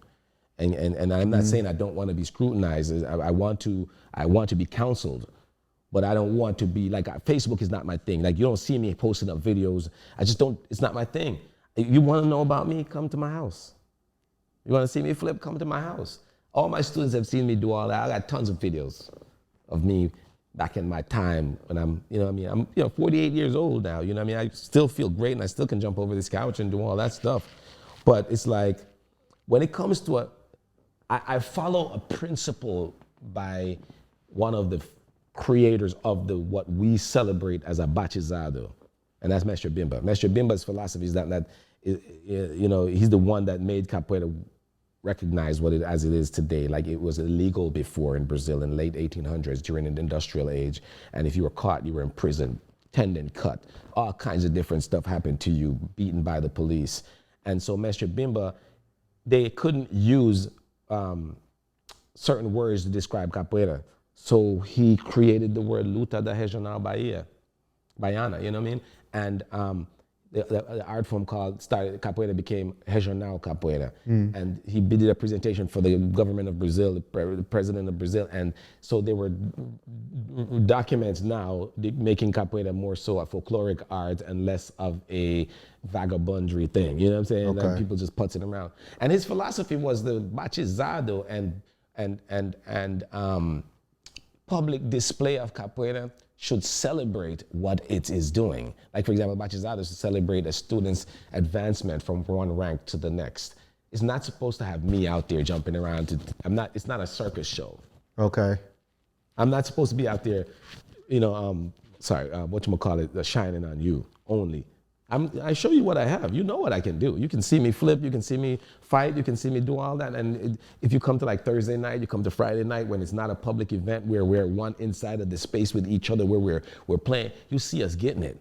But at the same time, for what we do, at the end of every event, people are thirsty. People need food. People need to be carted back to their houses. None of this can happen if somebody doesn't coordinate it. And I think a lot of people, I see this all the time. This morning I had a discussion with my family where it's like, with our new recent situation, we have to decide what we're gonna do. We have a Capoeira Spot is the name of a building that we're doing stuff, but there's a name that we need to be associated with. And I was like, why do we need to have a name? And they were explaining to me, they were like, well, we might need to have a name because, I didn't even know you had a cat. We need to do this because people need to know what it is you're about. They need to know what, like you said, a vision, a mission. What are you about? When you see some of these other capoeira groups and they decide, they have their mission, we promote the Afro Brazilian Martial Art of Capoeira, and we intend to try to create a better fighting style by incorporating other arts to it. When you go to their house, what do you expect to get? You expect to get rumble. These people are trying to create better martial arts. So that's what their mission is. When you look at our mission, that's not our only mission. Our mission is to foster the Afro Brazilian Martial Arts of Capoeira too, in and around the DC community area, but also to help the kids explore their creative energy and to build community around this art form. You know what I mean? That is the source of why I make decisions the way I make decisions. How am I gonna have a succession plan when I am just trying to beat up everybody on my level? Yeah. How am I gonna be part of a succession plan when all of my thoughts are about me being on top, me being number one, me being the shiny one all the time? There's ways to shine other than being the best of everything. And no one is. I have this philosophy that no one is the best of anything. You're not the best of anything. But you can know how to work inside of your community. And that's, if anybody wants to put me up on, in terms of like, give me a Grammy or something for that, talk to me about, when I say Grammy, I'm talking about an award. I'm just talking about, talk to me about community building and facilitating the needs of peoples and because they'll be here tomorrow when you have already been. And if you're not seeing that, then I don't understand. I'm not saying that you shouldn't live your life and enjoy it right now. I'm not saying that. I think you should. I think you should do that. But who are you to decide to a person that living their life is not winning all the time and being on top? And who are they to say that me providing a succession plan is not? Because you see the history of capoeira. The history of capoeira and the history of many art forms is there's many great names that have come in the past, but they have left no legacy. Yeah. And not everybody needs to leave a legacy. Not everybody wants to leave a legacy. Not everybody should. Not everybody's motivated to. I just think it came up in my lifetime. It just came up as you created something special in DC, and it should be here in the future. And that's the importance, I feel, of committing to something, man. Mm-hmm. Because overall, you don't know, you have an idea, but what does bringing that idea forth look like? It has to be done through the process of committing. But once you commit, it turns into something else, because it was really just a seed of an idea that it can grow. Like as I'm hearing you talk about being in that restaurant, community, like you just know you wanted to keep playing capoeira. It was something that was in you that you didn't, none of the 8 was ready to give it up, but like your relationship to the function and the purpose has expanded in a way that has really just giving you an opportunity to show up in a way that makes you the most useful to bring that mission forth. Yes, I like that.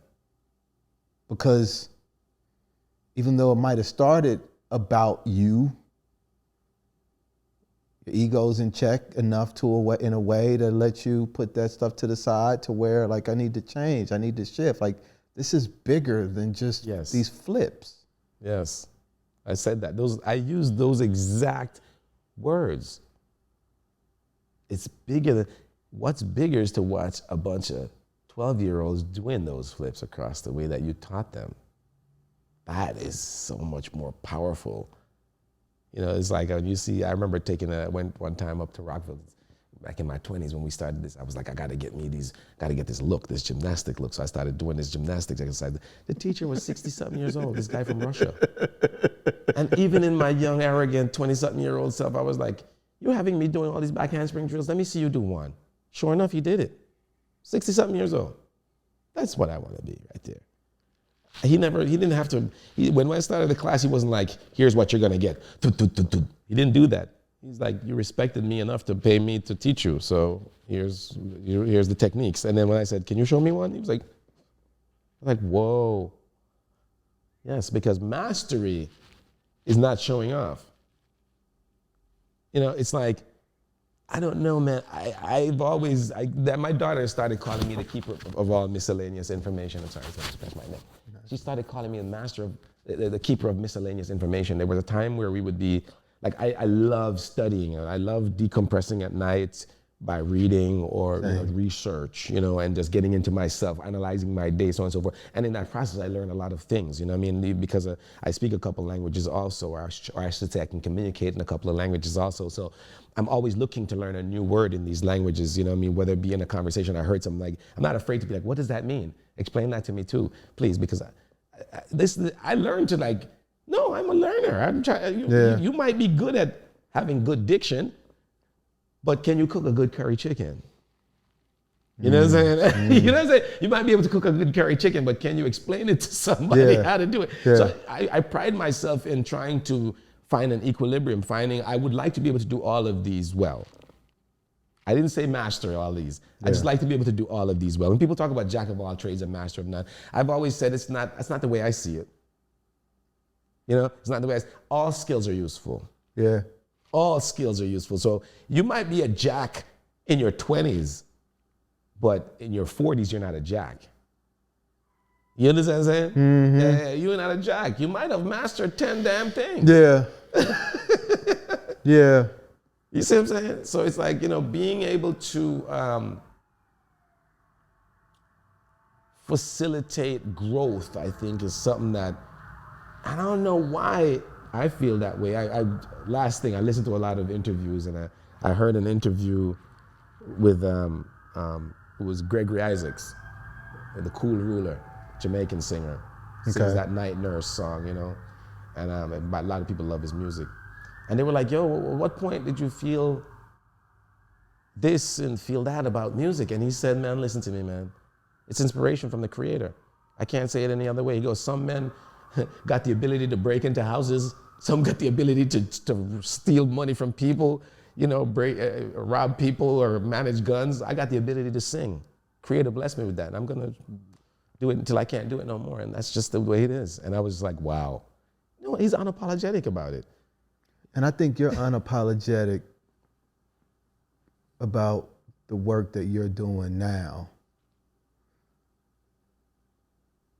And it stems from we were having a conversation a couple of weeks ago, and we talked about you coming on, and you were talking about it all being the work of the soul. Yeah. And is that what you feel has shifted in your relationship to capoeira? Like what do you see now that you didn't see when you started? Ooh, beautiful question, man. You got me like it's hot. What I didn't see in the beginning was the transition that you're gonna go throughout the whole process. Some are bigger than others. Like I'm at a transitional phase right now where it's like, what are you about? You know what I mean? What is your capoeira about? What do you represent? And, are you looking to be validated by others, or have you been validated by your community? Like, you know what I'm saying? It's like I was telling you about how a leader is created. It's like, I think the nurture of your community validates you. Like when I'm sitting in here, somebody sees you helping kids making a circle or sees you helping clean up the room, that validates you as that individual. Like that is the personality, that is the trait of that individual, the class monitor. I want that class monitor to be innately willing to clean up the classroom, willing to pick up papers, you know what I'm saying? Willing to do this. It's something like, so I'm at a phase now where, what is my capoeira? What is my capoeira about? Am I teaching capoeira for self-defense? Am I teaching capoeira for community building? What capoeira am I doing? Because the capoeira that the Brazilian people, the Afro Brazilians created was a capoeira of self-determination. When it started from, say, Ganga Zumba, not Ganga Zumbi, which I heard somebody say the other, Ganga Zumba to Zumbi, and all these other names of warriors that preserved the capoeira. The capoeira they did was a different capoeira than the capoeira I'm doing. The capoeira they did was a capoeira that had to combat a ram and ball musket. You know what I'm saying? I mean, these people fought against many armies who came into Brazil to try to subdue the terrain. They wanted the land of Brazil. It's rich. It's them. They're still trying to get it now. You know what I mean? And they fought these people off, particularly not just to recapture them and put them back into servitude to build their wealth, like we know what colonization did to, the imbalance of European wealth versus Afro people's wealth. That was the main thing. But they fought them off, utilizing capoeira at the time. So a capoeirista rushing at someone with a ram ball musket, poof, it's not going at the same velocity as an M16 today or AK. So you might be able to dodge, move a little bit, get a shoulder wound. I still got my machete and a club in my hand. You got a ram ball. By the time you've done that, I'm on top of you. I win. If I can kill 2, 3 soldiers like that, dodging and weaving in between, fighting against bayonets is a different style of war. But today, the war is not physical like that for us anymore as a people. These people are waging spiritual warfare on us. They're waging communal warfare on us. When I say these people, is like, this has never changed in any empire. When I say that, I'm just like, it just happens to be we are where we are today. Understood. Those of us who are intellects know that. We're not sitting up here, like I tell people, the best thing that could have happened to me is my parents telling me who I was. You're black. You have to, yes, you're sorry, you have to work a little harder. Sorry, you have to be smarter. You know what I'm saying? Sorry, you have to be all this. But that's what it takes to move ahead, my son. This place sucks, life sucks, and that's just the way it is. You know what I mean? They let me know. So I'm just saying the kind of war they fought, the kind of need they had for the capoeira in its physical form or its intellectual form or in its communal form is different than it is today. Today we have lawyers, we have all these other things. We don't need, we still can bring people up on reparations charges and whatever we think. That could be fought in the courts. But out here, how do you maintain your self-determination without actually being out there with the knuckles bruised up? Like boxing, you think I'd tell every person out there, I don't care how your wealth is and your status is, you need to know how to use your hands, especially as a young man coming up. I'm not talking about girls don't fight or nothing like that, but I know we bam bam. We do bam bam. Yeah. You see what I'm saying? So I know, I don't care how my parents told me not to fight in school. Yeah, we knuckle dusted. Somebody gonna swing on you and you better be ready. You know what I'm saying? That's just the way it is. Yeah. So do I recommend youth be in a boxing gym working off their frustrations and learning to build their certain primal skills? Hell yeah. It helps too, because your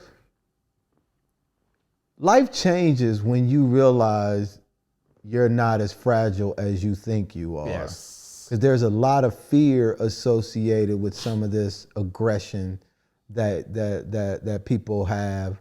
And it's like the equalizer. If everybody's fighting, if everybody knows how to fight and everybody's training, the idea that those two people are going to, it just shifts the relationship to the physical cost associated with these two people competing in this way. Yes. Because you both know that this is what you both are capable of. So let's try to use a different means. That's the reason why you got this nuclear superpower and this nuclear superpower. Yes. I gotta knuckle up with these nukes because this is the only thing that's gonna allow us to have a conversation. if you're the only one with them, then you just gonna just start beating me up and bullying me. And we understand these things when it's on a global, national, intercontinental scale, but it's almost as if we think it shouldn't apply when it's just on a 1-to-1 ratio. But the philosophy is the same. Yes, it's a micro versus a macrocosm of all these exactly. things, you know. Bro, let me tell you, man, and this is why I so promote. And if you could find me something else like capoeira, the community element, even with the things that I'm also, let me tell you something, bro. I know this is a lot about me, but I have to tell you, I have a team, bro. This team that I have is the key, because part of like a lot of these realizations comes from watching my wife, my partner, another high level capoeirista work. You know, I was blessed like that. It's also watching some of my other students evolve, like you're talking about Pesci Boy and Tony. Watching him move is teaching him the basics that I knew, and then his natural, innovative, creative energy becoming that showed me, wow. You know, imagine if you can now get this out of a student before they leave to go to college at 18, because that's my new plan now, is to focus on the youth. The graduation that you'll get to either create the succession plan or to avoid the crab in the barrel mentality is you up out of here at 18 with the scholarship. With the young people. And if you're gonna stay at home, you're gonna know you wanna work for the organization to help improve. There's no jockeying for power and position. Who's the executive director? Who is the this? If at that time that changes, it changes, but at that time you will work within this atmosphere. Versus you having the opportunity at 18 to go off to college, and because I tell my daughter about capoeira, you know, when she tells me, we have some stuff going on, and I keep cryptically talking about it the whole time. Understood. But, but she's like, Dad, this don't really affect me.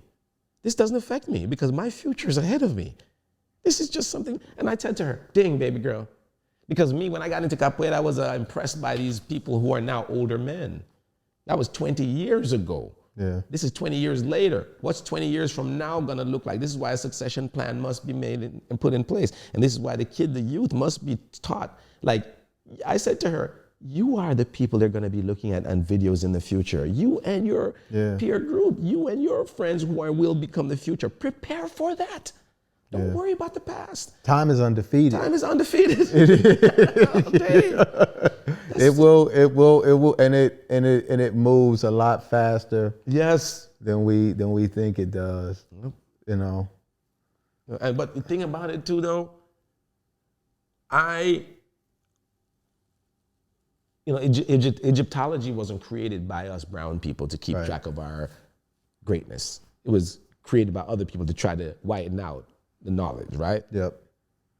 But I said to myself, my God, what is it about this knowledge that inherently we know, this experience that we know that other people want to chronicle and want to put into perspective? Why is it that we're not putting so much energy into so much of these other things? Because there's different ways for us to pass our knowledge, right? Mm-hmm. Like when we talk about, for example, an instrument, the tambourine. As far as we know, goes back to ancient Mesopotamia, probably in ancient Egypt. And Egypt wasn't the oldest empire back then. You can't tell me that mankind wasn't putting a skin over a piece of log and making some sound and had dances. And you can't tell me that people weren't intellectual back then. I think we just keep reinventing ourselves. People just keep dying out. The climaxes rise, the empires rise and fall. Now to the point where you won't find these bricks. These bricks won't exist anymore two million years from now, or whatever the case may be. And so I said to myself, how is it that we keep a track of this knowledge?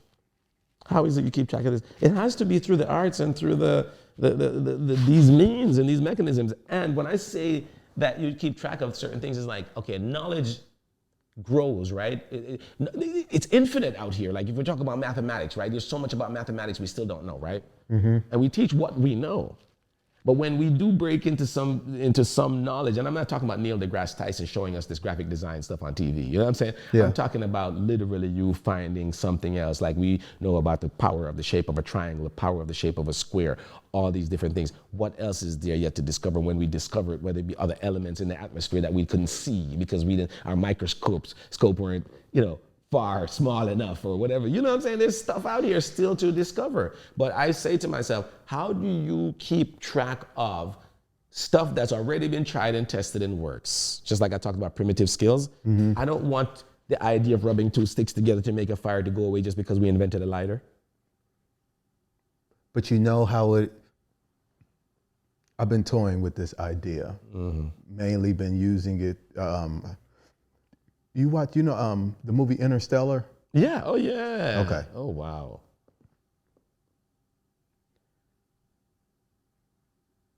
There's a layer that we communicate on, that this information is passed down through. And that layer is love. That's where you store the information. You store it in the love that you pass down. When you teach your daughter how to do that, you're not teaching her how to do that just for the sake of teaching her how to do that. Right. You're teaching her how to do that because you love her and you want her prepared to take care of herself to sustain through. So it is the love, the same way with you passing the information down to the young people with the capoeira. It's your love that it's the love for that the universe uses to pass this information down. And I got it from the Interstellar thing when I was watching it, and he was trying to communicate all of this complex information on how they were going to build this thing. Yeah. And he had to think of a way to get it to her, and he used his daughter's love for him to put it through the watch. Yep.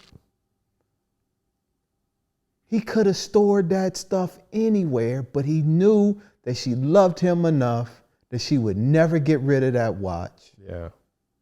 So he used the love that she had for him to communicate all of that information that they needed. Yeah. It's passed down through our love. I agree with that, man. I agree with that. I do. And that's the purpose of art. That's the purpose of art. You know what I mean? It's like, for some reason that Leonardo da Vinci and Michelangelo, those guys, people talk about them, they talk about them great now, but those guys painted those paintings and did those works of art out of love. It's not just to remember me, it's like love of working and understanding this clay, love and working and understanding this marble, understanding this painting, understanding how to depict this knowledge. And part of it too is to teach people. To teach people. Most artists, they don't just paint something to just not teach, to not show something. It's to show something. It's to show something. You know, some people might paint a picture of Bob Marley or something like that. But just to remind them of the philosophy of Bob. I want to remind the world of Bob. Yeah. I want to remind the world of Ali. I want to remind my community of Malcolm. You know what I'm saying? That's why people do these things. It's to teach. It's to keep the memory. I don't know if I should be saying it now here, but I have an idea of a new clothing line. Not a clothing line. I want it to be possibly t-shirts and just sweaters. Of how I'm going to teach. I'm going to give people the opportunity to see certain, it don't need to be subliminal, certain straight messages without needing to be cryptic. It doesn't need to have a whole movie behind it. It's just in words that hammer you every day. Look at your shirt. Your shirt says fear of God. You know what I'm saying? If it's bright enough, if people are focused on it enough, we need to start getting people to start seeing messages, man. Simple messages, man. Simple messages, not complicated messages. You know what I mean?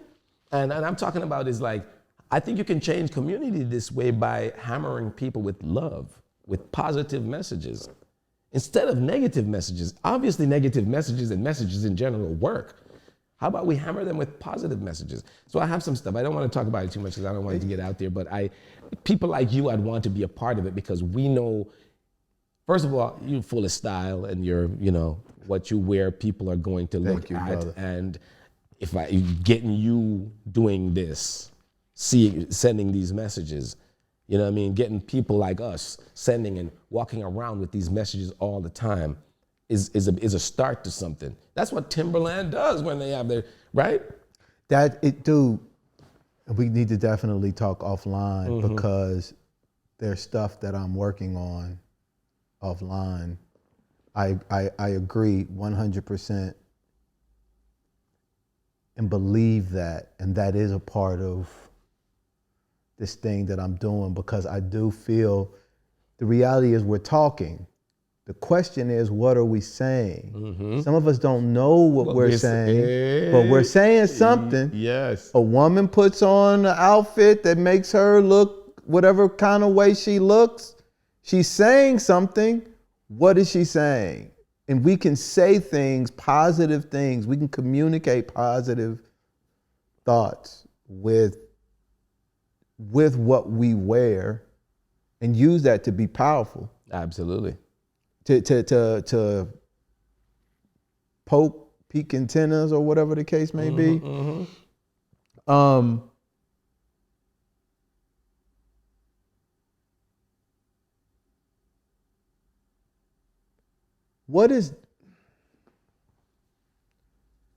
You're a Contra Mestre now, right? Which is, Mestre is the highest level that you can attain in Capoeira. Am I correct? I thought so, and I got into some trouble by answering this question. But from my experience and what I learned in Capoeira recently, over the years, yes, as far as I know, being elevated to a level called Mestre by your community, particularly because Capoeira before in the past was not groups. It wasn't a group that elevated you. It was a community, and the amount of work you did and what you did for your community that elevated you to that level of Mestre. Yes, and it is known as the highest level, the term Mestre, yes. Now you are slated to be ordained with this title, right? How does that make you feel? Particularly right now, I have mixed emotions and mixed feelings about it. Initially, at the time, when I heard the information, I was still trying to digest it because I had enough time to prepare for it in reference to, say, getting to a ceremony or getting to a place. So I'm a person who likes to take my time. My mom always says to me whenever we go to eat, I go to her house and she makes my plate. And people are like, oh, give him more food. And she says, you don't understand how my son, he eats. He's slow. He eats slowly. He savors his food. And so the same thing with me with certain situations. I like to savor situations, you know what I mean? And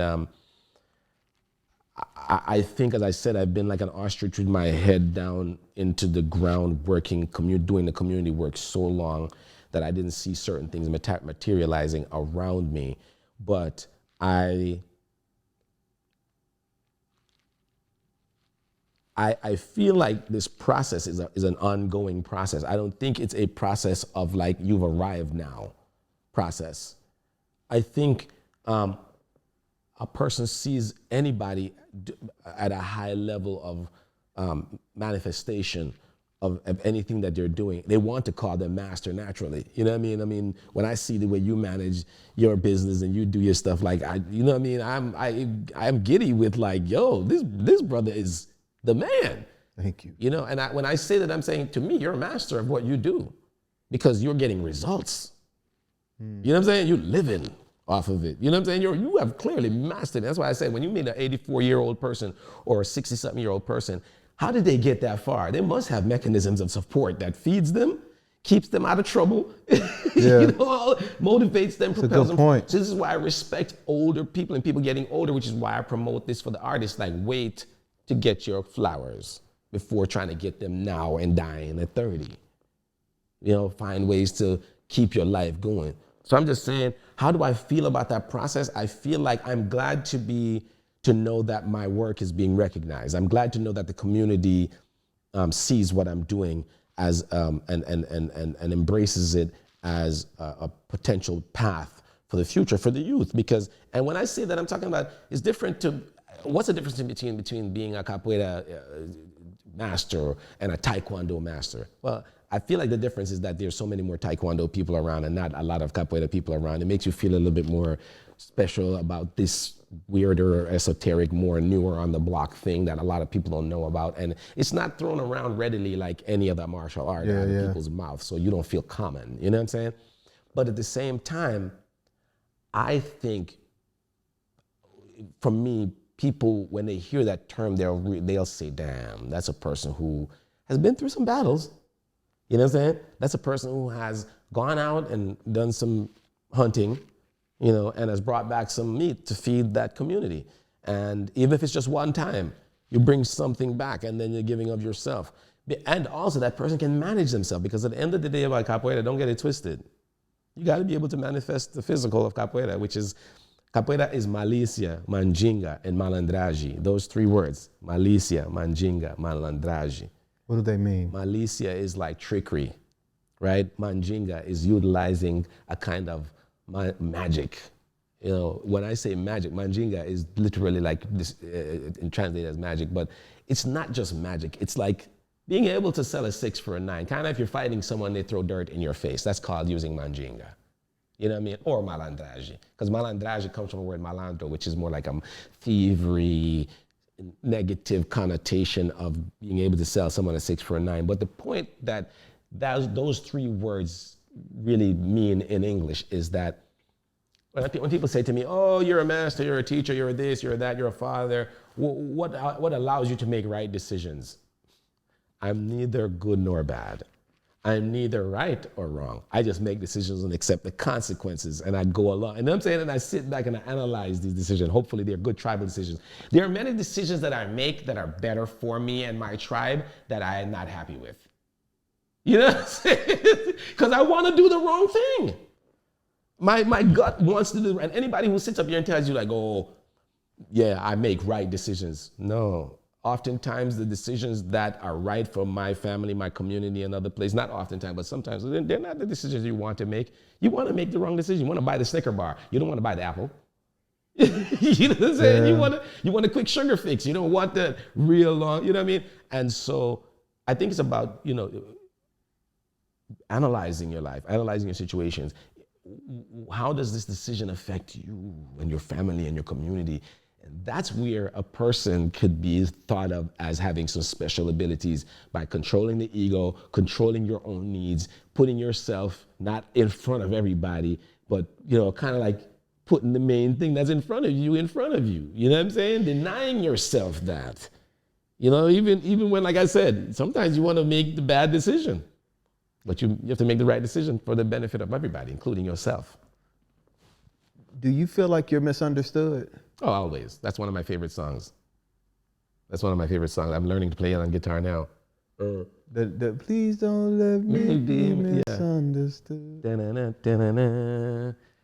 So why do you think you are, though? I think that there's some cultural things here. I think there's some cultural differences between me and people and in America and some of my age, my peer group members. I think sometimes when people think of self-determination, they don't know that it can burn so hard in certain people. They don't, especially like, I'm from further down south than you guys are from. You know what I'm saying? And the further down south you were from, the further it's harder to get up north. God damn, I wasn't landlocked and easy as it is from Alabama to get to New York. It's easier to get from Alabama to New York. I can walk. Mm-hmm. But the self-determination it takes to get across the water to come up north is a lot. And sometimes I think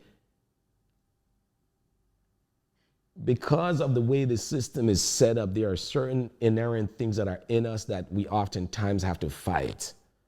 Things that we think about each other, things that we think about our neighbor, things that we hear other people saying, even sometimes our own parents who are wrong, our own family members who are, as we know, we grew up in all kinds of different eras. If you were white, some family members grew up using the N-word negatively, and you had to come to yourself, I ain't gonna use that word.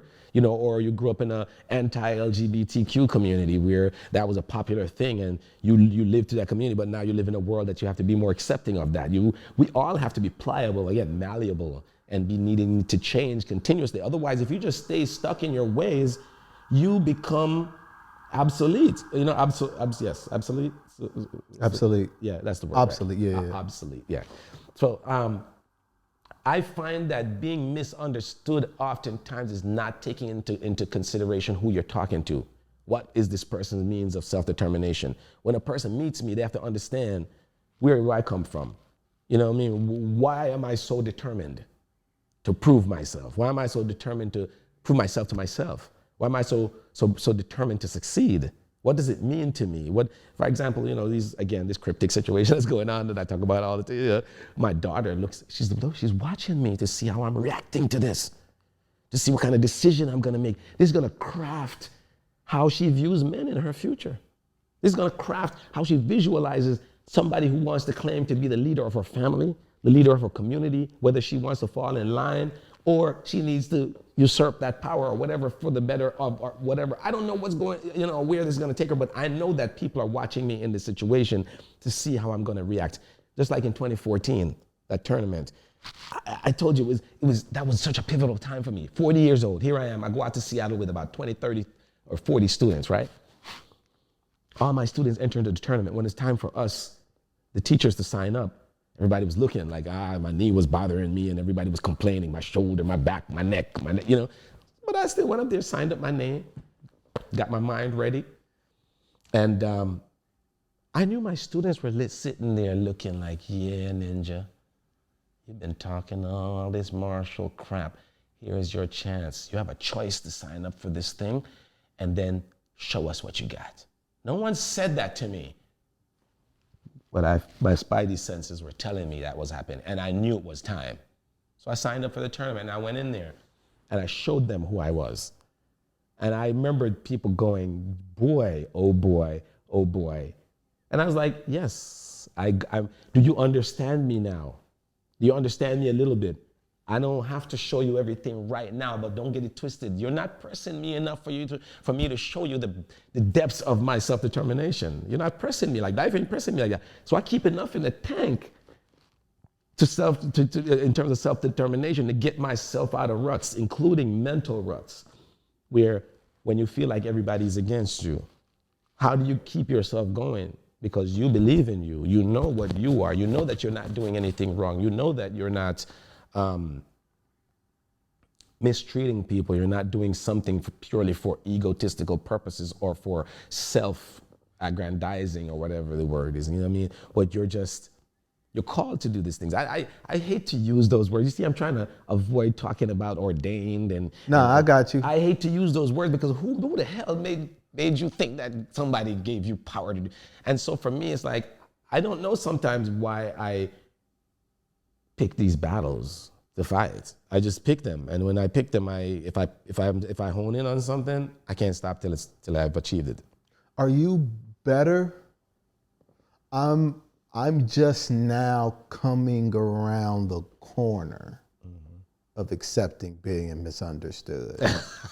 I'm with you. I'm just like literally, I just hit the block of being okay. I just found out. Because it bothers me to think that I spend all of this time thinking about something and plotting and planning something out, and then my inability to articulate it in a way that makes sense to someone else is converted into them thinking that I don't know what I'm talking about, or that they just don't get it at all.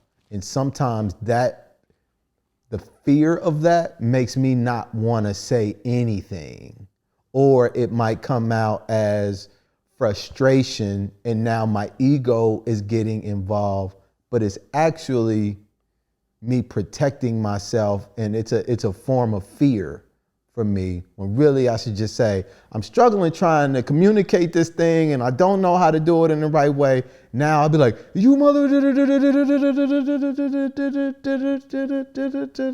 and it's really me not being able to say,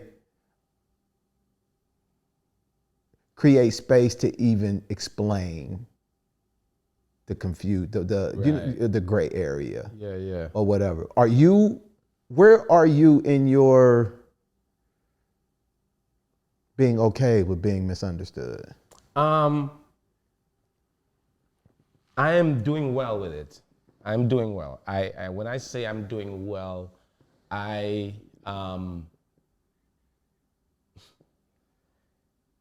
if there were no fruits of my labor, then I could see me questioning myself. If there were no fruits from this labor, you know what I'm saying? If I wasn't getting verification from the right sources, then I could say something's up. But part of my thing that I discovered was if you build it, they'll come. And if you build it and they come, they're willing to be a part of something that you visualize. And that's what I've done. I stayed in my lane. Staying in my lane. My lane involves this area. When a person walks into my door now, I got gray hair now, I got gray beard, you know what I'm saying? I got gray mustache.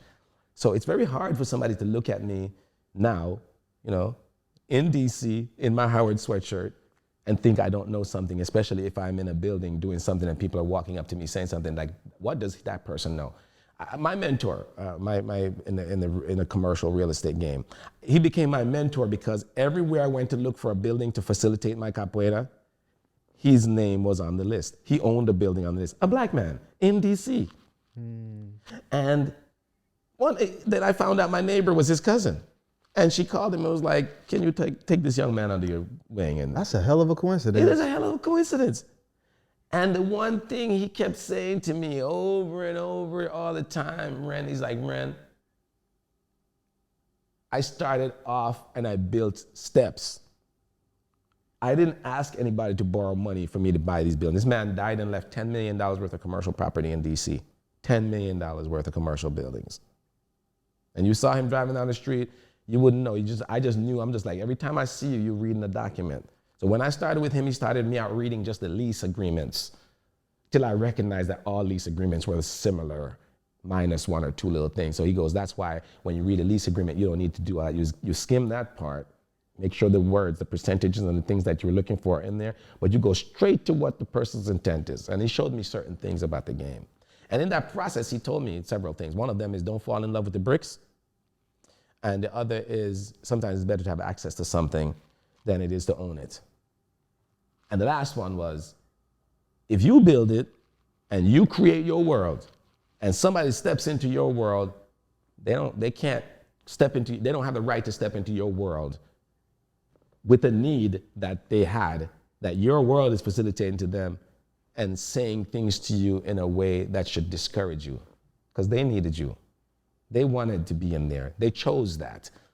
There was a period of time I got into a conversation with a friend of mine, and he's like, yeah, Ren, you can't complain about this capoeira thing. You chose this path. You chose this path. This is how people always try to throw this on you when you chose this path. And I was like, yes, you're absolutely right.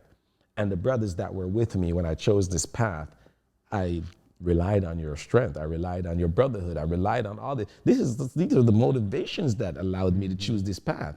And now you're backing off. How am I supposed to stay motivated with this? And those are the times when being misunderstood started making sense to me, where I started to realize, like, you got to get comfortable with being alone, bro. You got to get comfortable with being by yourself.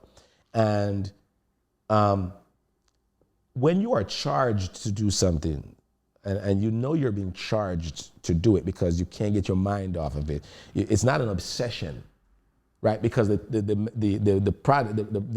fact that it's coming to fruition is rolling out in front of you.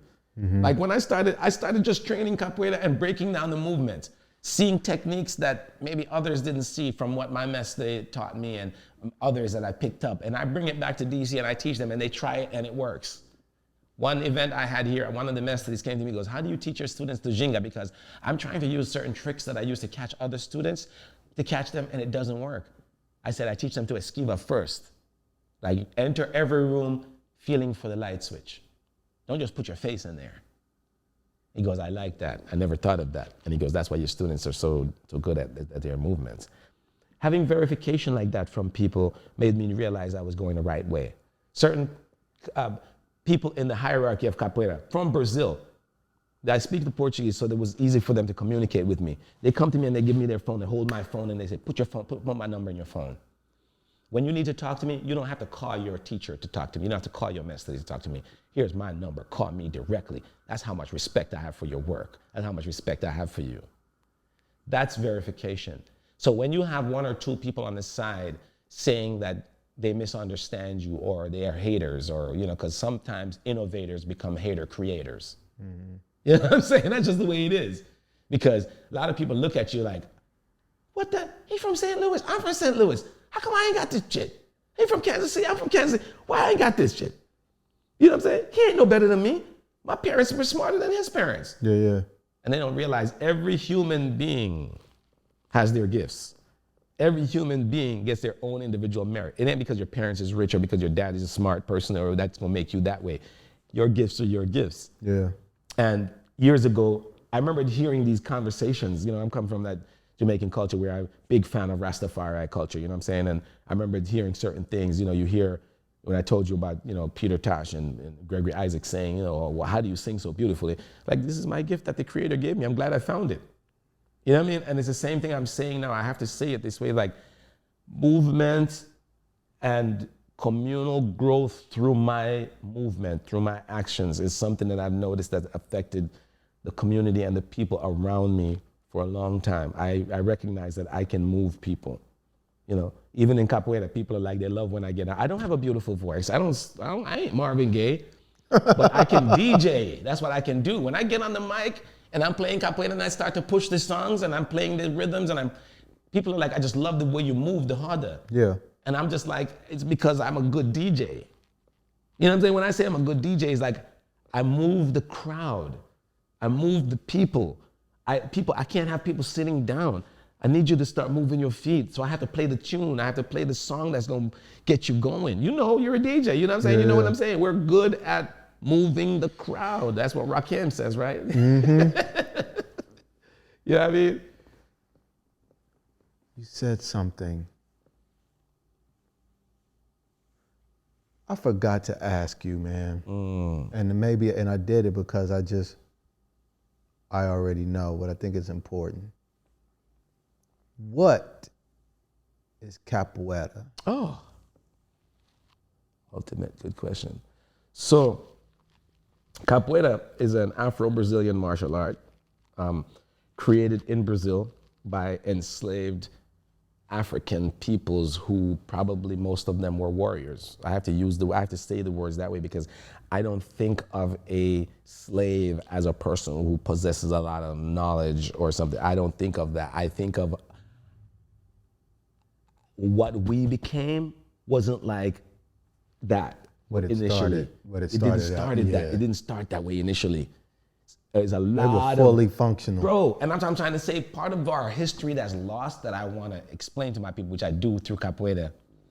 Like, how you think we got this? How you think we got here? We had to preserve something. We knew something. So the first set of us, I'm not talking about 10 generations later. I'm talking about your original grandmama, granddaddy, the ones that they hauled off the boat. I'm talking about even if it was only one black person in you that came from that side because the others might have come from South America in a different way or might have been here. Yeah. You see what I'm saying? So I'm just saying, that one that came off that boat in them shackles or in whatever format, but had possessed power in the mind. Then they grew fruits. They raised animals. You don't think intellect is in that type of stuff? It's in that stuff. Hey, farmers ain't idiots. Right. You know what I'm saying? Hunters are not fools. Warriors are not fools. So capoeira was created by these people who had these tools, these skills in their communities. I'm not saying every enslaved African was like that, but they were among the group. And these were the ones that held the community together through self-determination. Don't cry, my sister. We gonna get out of this.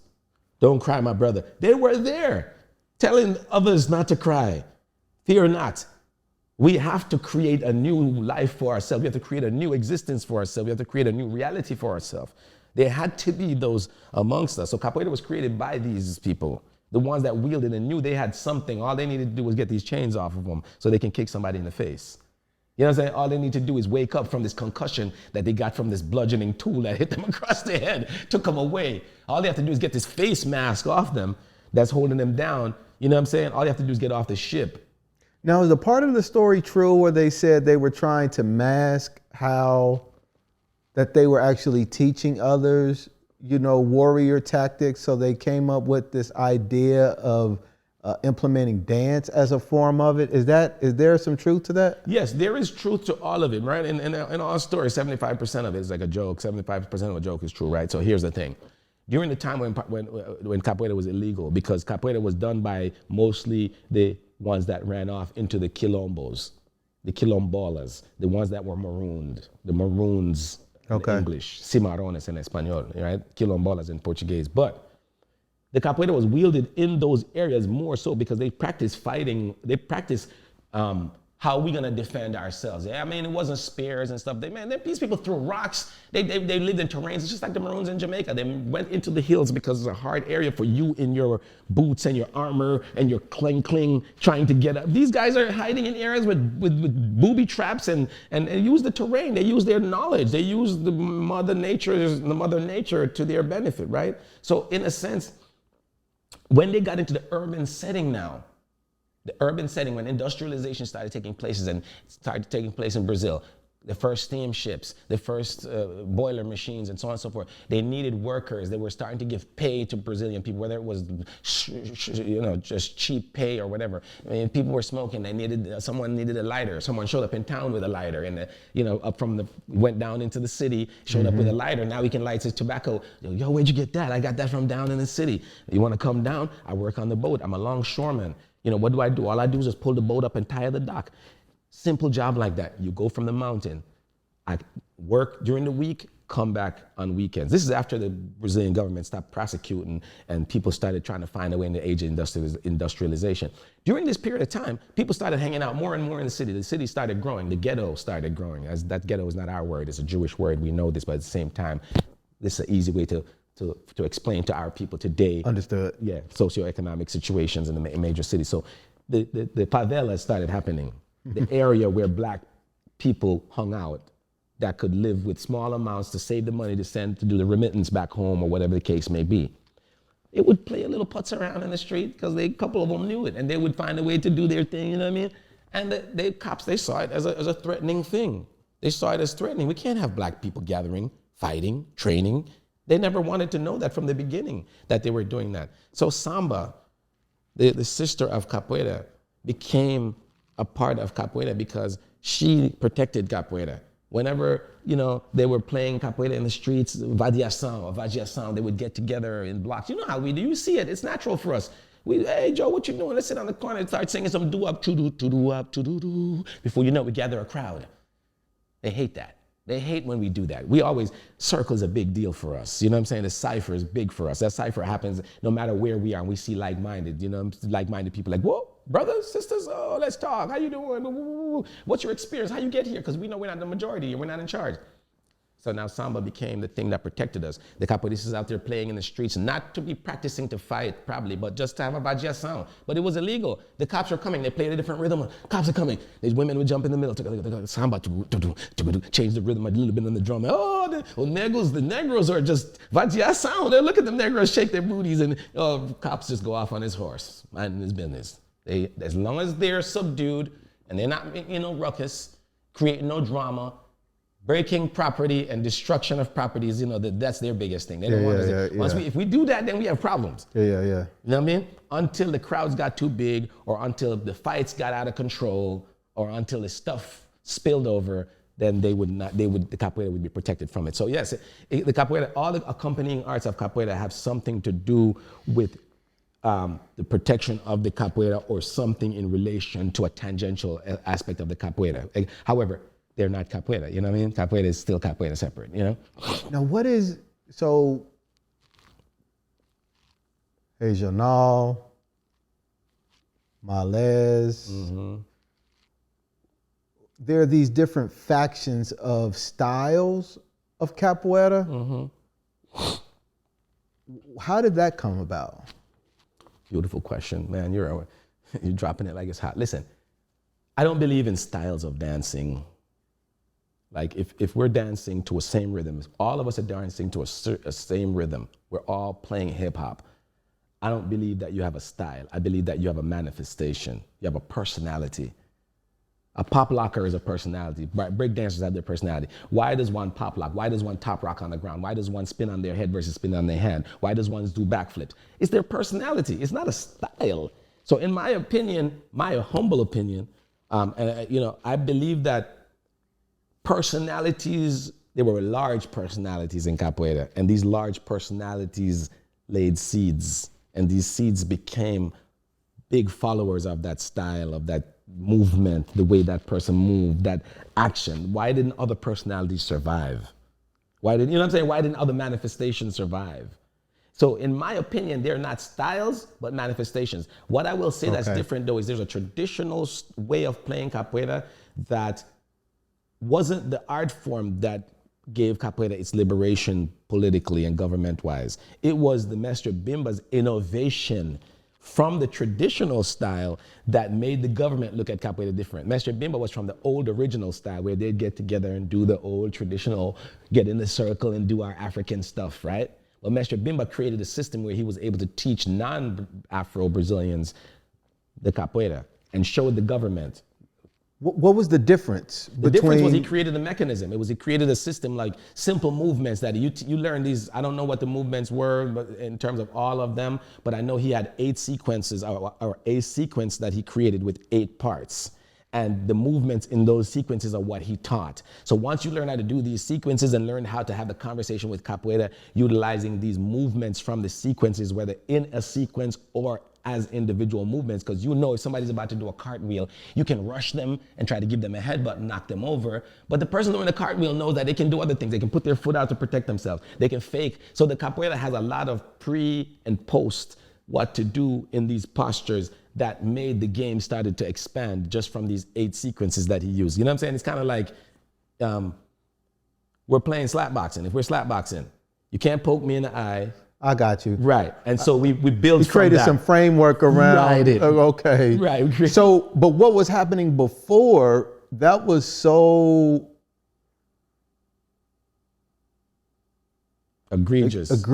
Yeah. That's why it was banned or illegal? Yeah. So there was when they first started coming out the mountains and they started learning about the capoeiristas started going into the life of like being bodyguards for people, doing malandragem, doing malandro work.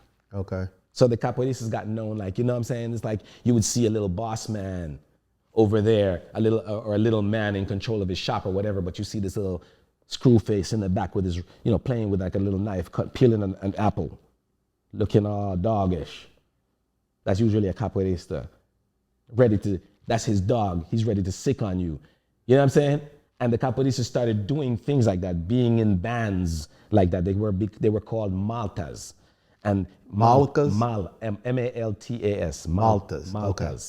So you've seen depictions of them fighting with razors, like caricatures, them in the street slapping each other with gallop punches, which is telephone slaps to break your equilibrium. And, just gangster life started coming about.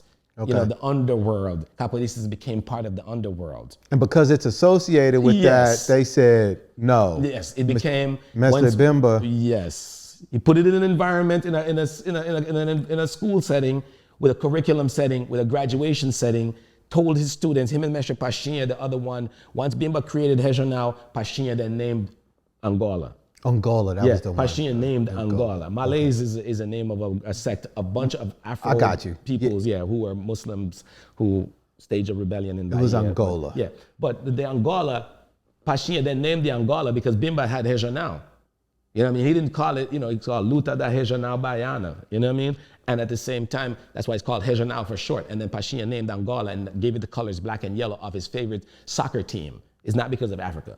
It's because of his favorite soccer team that had that colors of black and yellow. Okay. That's why. And then Bimba created his mechanism of like upright, not too much rituals. Like all the African stuff that they were doing, like the chamadas, the ritualized stuff they did inside the games. It was hard to teach that to the non-Afro people. It makes, even now when I play capoeira, I don't know the depths of like why a chamada is covered. I say that, I'm like, It's the same, like, I don't know the depths of why we eat fufu or dumplings in Jamaica. I don't know the depths of it. I'm just Jamaican and I eat dumplings. You know what I'm saying? So it's like I've learned with capoeira, I learned the shamadas, but I feel it.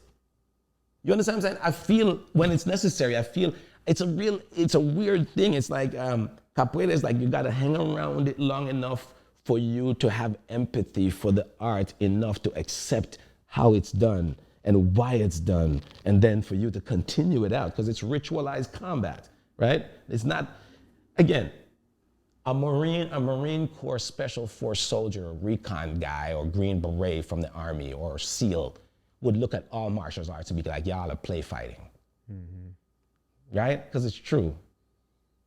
These guys want to throw, you with a Marine, the first thing he's gonna do is empty the clip on you if that's necessary, right? You know what I'm saying? Then he's gonna hurl grenades at you. Then he's got, gas. I'm just saying, war is different than martial art, ritualized combat, fight, you know what I mean? Self-defense. Those are all different things and need to be seen differently. What has happened to people is that, unfortunately, the fact that you're training martial arts gets to people's heads to make them think that they're now invulnerable and safe and the baddest motherfucker in the world, like a Conor McGregor. Or just like when a person gets a gun, they feel like they're invincible. It's the same thing. You shouldn't feel like that because it's not true. Was the chords implemented to kind of legitimize the capoeira practice also? So you're now touching on all the sensitive topics of capoeira that need to be addressed. Okay, so initially they were not cords. People got scarves.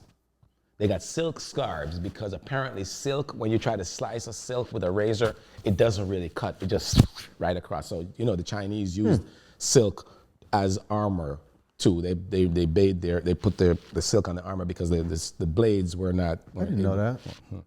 So the silk scarves were the thing. They had all the different colors, red, blue, white, or whatever, the colors of the Brazilian flag, whatever. And those people that Mestre Bimba first started teaching, a lot of their students and their offsprings, brothers and other people of that lineage created a group called Senzala in Rio de Janeiro, right?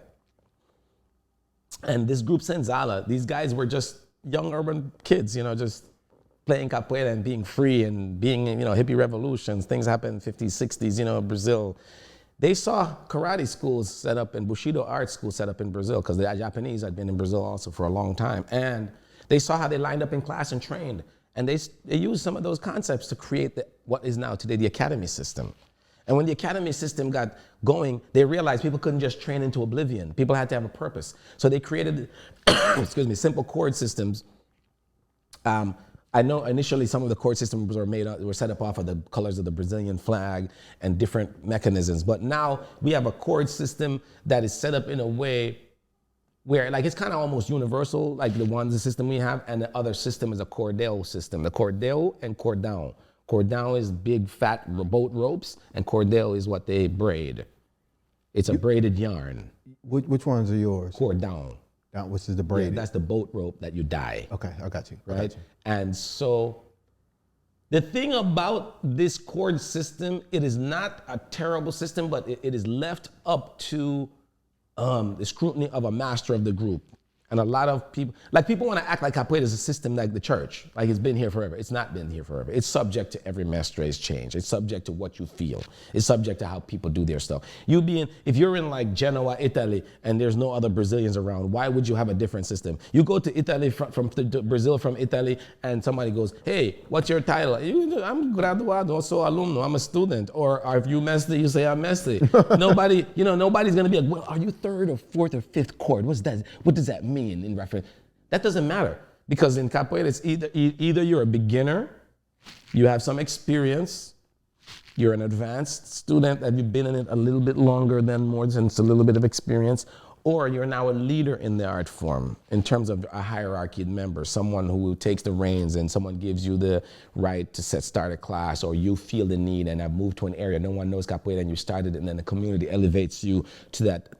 That's how capoeira originally set up. So this chord system is still a moving target thing that's out here right now that needs to be organized because we are considered probably the first generation of non-Brazilian, probably foreigner kids raised in capoeira that probably stuck to it this long, that are still involved in it. There were people before us that were learning with the original two that were in here in the 70s. In the 70s. But they're older people now, and no one talks of them. Some have died, no one talks of them because they never got any clout. But these masters are still around, but their students have disappeared, some of them. Some stayed around, and so here we are now, we have multiplied ourselves.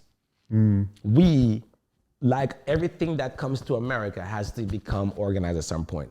In the 50s, when the GIs came back from Korean War, World War II, and all these other places, they knew Bushido arts, they knew karate, they knew other things, and they started doing stuff here in America. At some point, they had to make American karate. Yeah. Because the Japanese were like, nah, they were trying to keep hold of it. It just got messy. It got messy. And so the Americans were like, boof. We know our forms. We can fight. Let's do a tournament. Let's see who wins. And martial arts is martial arts. You don't own it. When I say that you don't own it, you just don't own it. Now, do I think that for capoeira and the power of capoeira, should we always say that Afro Brazilians are a part of it? Of course. Afro Brazilians are the people who created the capoeira. But should it stop there? Mestre Bimba would be very happy that we're innovating it today, because he innovated it. Why would he be upset? But he didn't give us any mission to be like, oh, I decree that you continue on with my capoeira. No, he gave nobody no mission. So what I say about capoeira, honestly, is I recommend that you do your work in your community.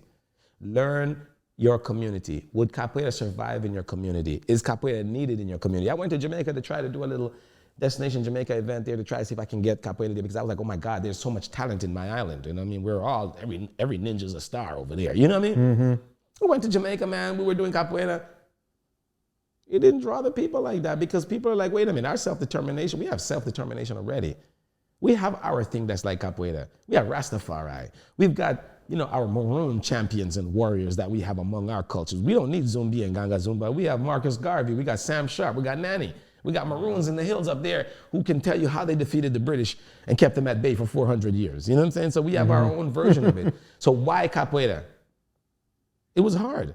It was hard. Because I was like, oh, but it's so this for your body. And they're like, yeah, we have besides. We're in shape. You saw a guy walking around who cuts yards for a living, his bricked out abs. Ripped, six-pack. Ripped, six-pack. What do you need to have? You don't need what you do to be ripped. So it was hard for me to explain to them the same level of reasonable self-determination that Brazilians had from their maroon background of why capoeira is a means of their self-determination versus what Jamaicans use. So it's not going to work for everybody.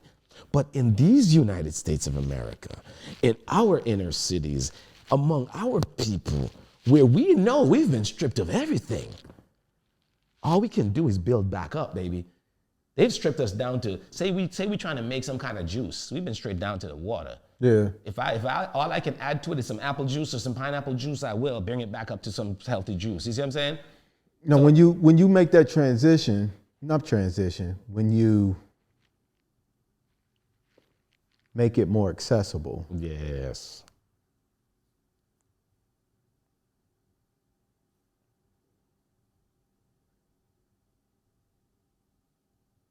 Women have to shift their role and their ability to ascend to different levels.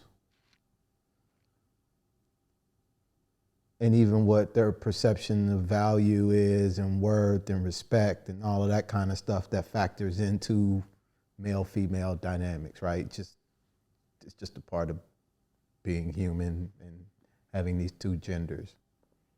I guess, right? It's two? Mm-hmm. Never mind. I don't know. Okay. It's so beyond my pay grade right now. Two.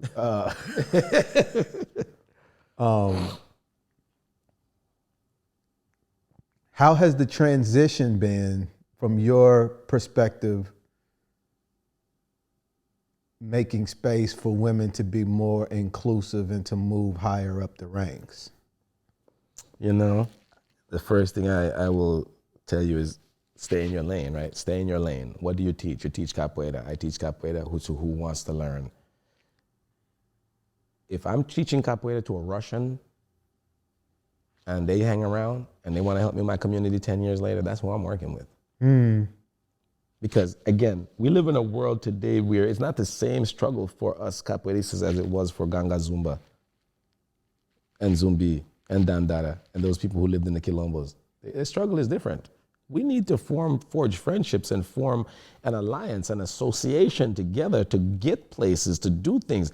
And all of us can either be knowledgeable and know everything about capoeira and sad as hell because we ain't got no place to train it, or we can let somebody lead with some ideas and we be a supporting cast and we do whatever we do to do what we do. So when it comes to women in capoeira, first of all, the history of women in capoeira has not been chronicled well.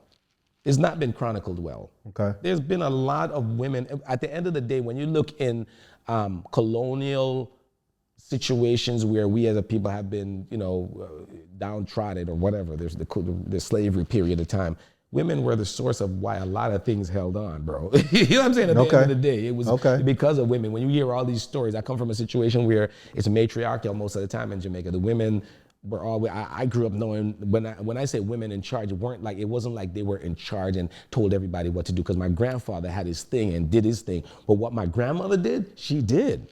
What my grandfather did, he did.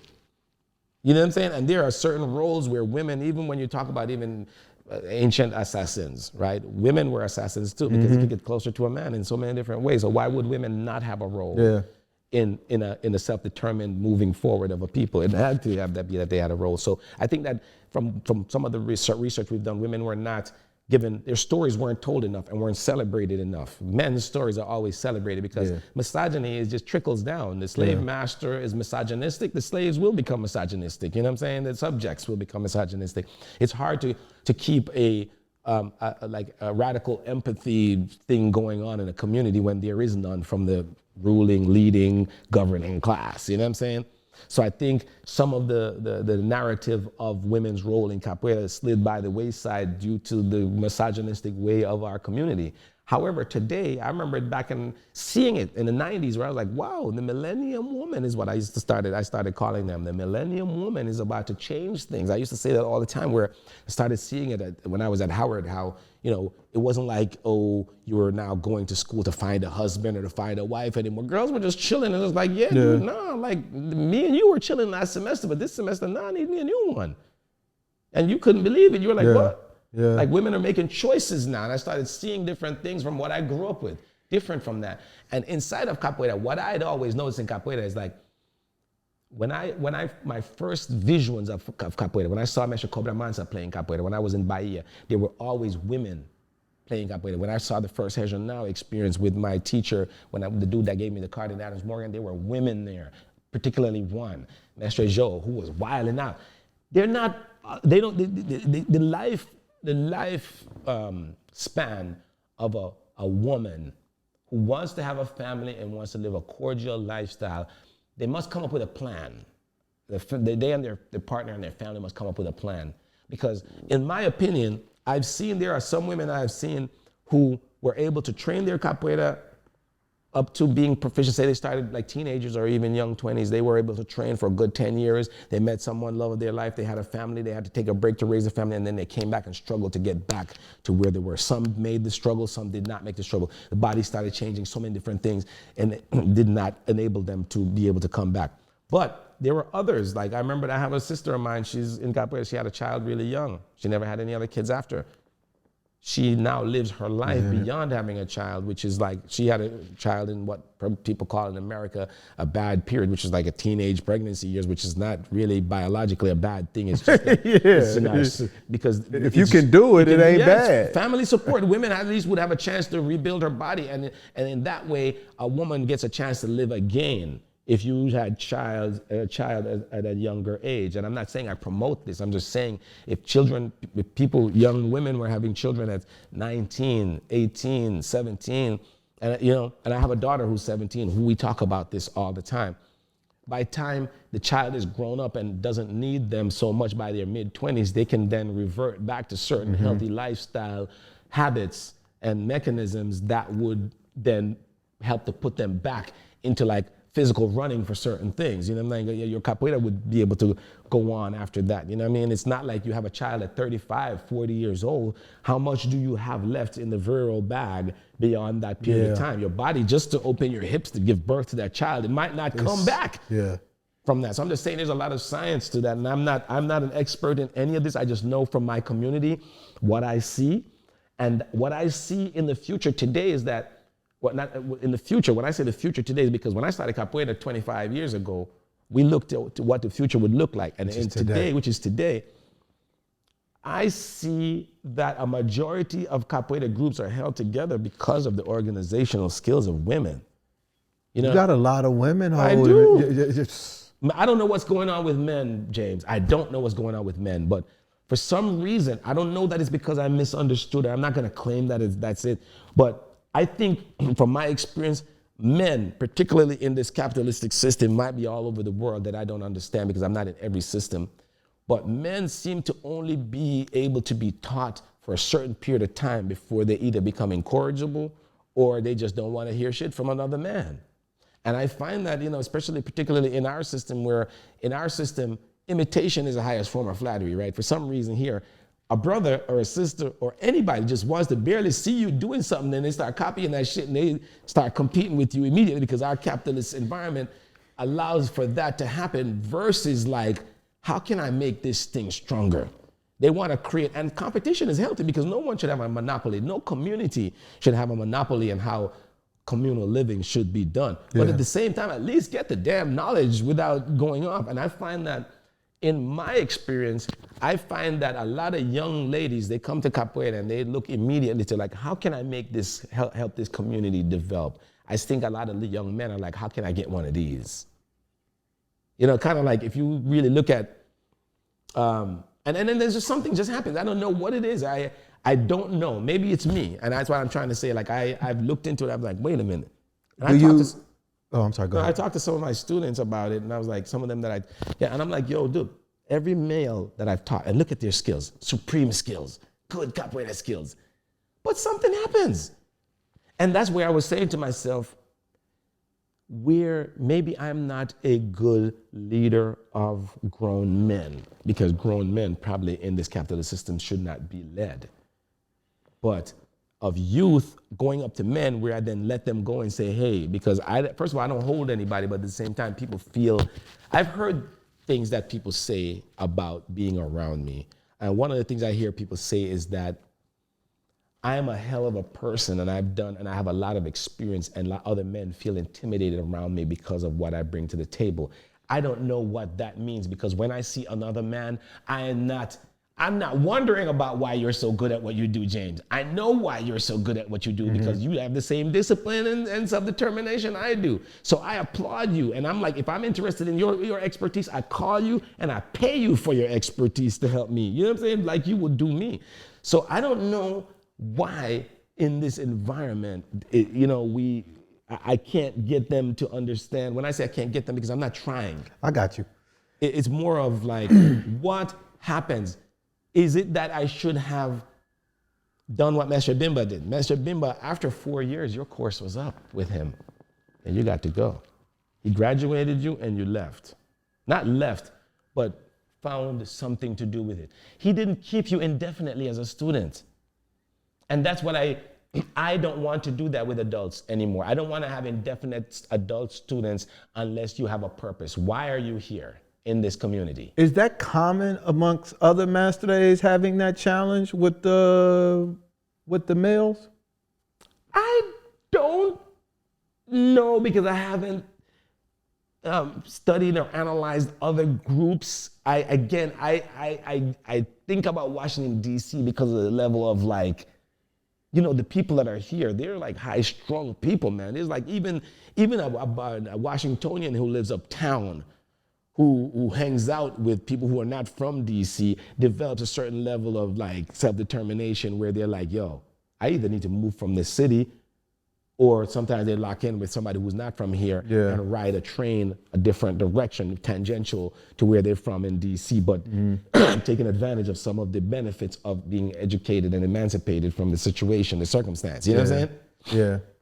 So, I don't know. I feel like part of the issue, in my, again, humble opinion, which is just an opinion, is that it stems from the post-colonial slave syndrome that we have going on in America. There's something, there there's a reason why we have issues. We can't get together, why we're afraid, why we don't trust each other. There's some post-traumatic slave stuff going on. Yeah, It's a little bit. I'm not going to give it a lot, and I'm going to say that the enlightenment of the type of city that we live in somehow keeps it at bay. But I think when it boils down to the ultimate last primal thing, that taps in, that comes in somewhere. It comes in.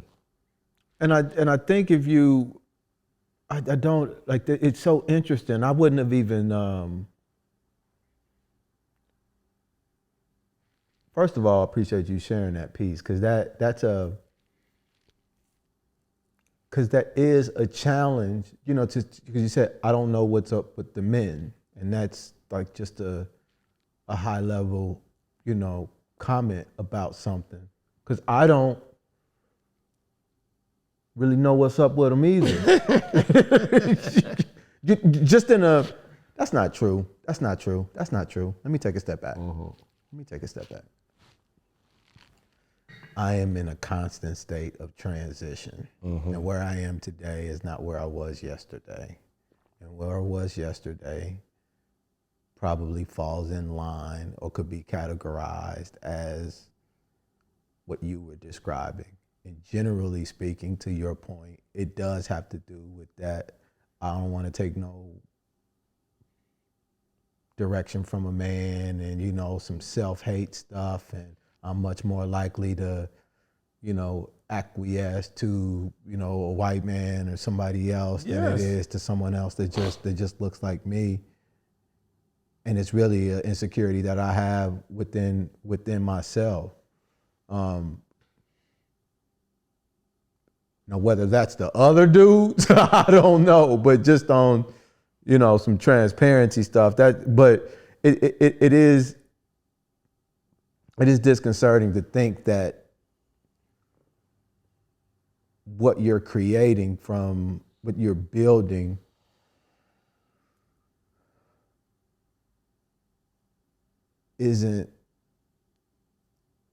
men aren't, like, there's a challenge with integrating men in some reason. That just seems, I don't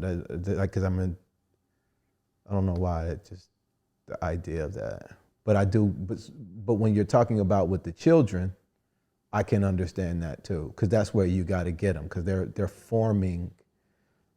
getting proximity to a black man and getting familiar with taking direction and, you know, getting feedback and, you know, hearing that tone and that voice. And when you're not used to hearing that, dude, that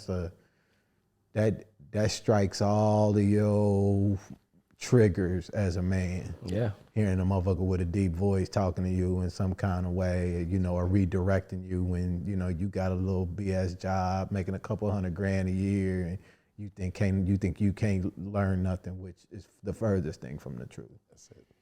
That's it. Yo, dude, it's so funny. Like, when did we go? Because my daughter, one day she came home. She was like, Dad, my history teacher asked me a question. He goes, when you think of Africa, what do you think of? What are the few things that come to your brain when you think of Africa? And she said, Mansa Musa, the great Tariq. You know, Tariq was the Moor who rode across the Straits of Gibraltar into the Iberian Peninsula. And she mentioned something else. And the teacher looked at her like, well, how did you know all that? How do you know about Tariq? She's like, my dad taught me. Because I've been looking at the known knowledge that we have so far. I don't have all of it, but from the known knowledge that we have so far about mankind's existence, I brought myself back to 8th century to about 1490. That's the fall of Granada in Spain, when the Moors had to give up the last stronghold, the last castle, 1490. Then we sailed the ocean blue. I mean, sorry, not we, Christopher Columbus. Yeah, Columbus. Right, there you go, started that point. So I'm stuck in that period of time from 8th century to then, because that was when a brown face represented knowledge.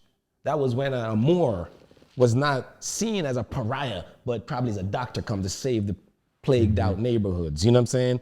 You know, they had things in lock. Othello was the vizier of Venice. You know, I'm just saying from Shakespeare's whatever written. I'm just talking about, you know what I'm saying? You know what I mean? You read all these plays of Shakespeare, Midsummer Night's Dream, not even Midsummer Night's Dream, but The Merchant of Venice, where he talks about, the Jewish guy that lent money, Shylock the Jew, and Antonio, and all these other characters. And at that time, I'm in my opinion, from what I see, this was when you had black monarchies of Europe, which existed. People who are brown people who were son of such and such. You're talking about Septimus Severus, who was, this was not during that time, but I'm saying it was a Roman emperor who was from the Carthage, was from that Tunisia area. He had curly hair. His sons, Geta and the other one, Caracalla, they had curly hair.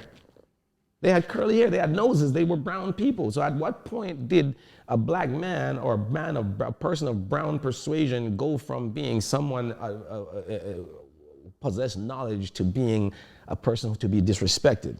And this is why I say in this, today when the few unfortunate circumstances that I've had with black and brown people, first of all, I knew some of them are not mentally well. I know that. Post-traumatic slave syndrome has taken a serious toll on us as a people, where there's a lot of brothers and sisters who are not well. Yeah. They're not mentally well. I'd say most of us struggle, man. Yeah, struggling. We struggling. Yeah, with that mental stuff. With that mental thing, and I think that they feel comfort in being around us, but they don't want to respect us, and they don't even know why they're that way, which is kind of like, when you think about the mistrust, when you think this is the reason why I cannot be a part of anything involved in the black church, especially from what the research that I've gone through and seen how the black church was orchestrated to help our elders use a hierarchical system of, trust me, believe me, young buck, to keep us down from a spiritual, sitting up in church,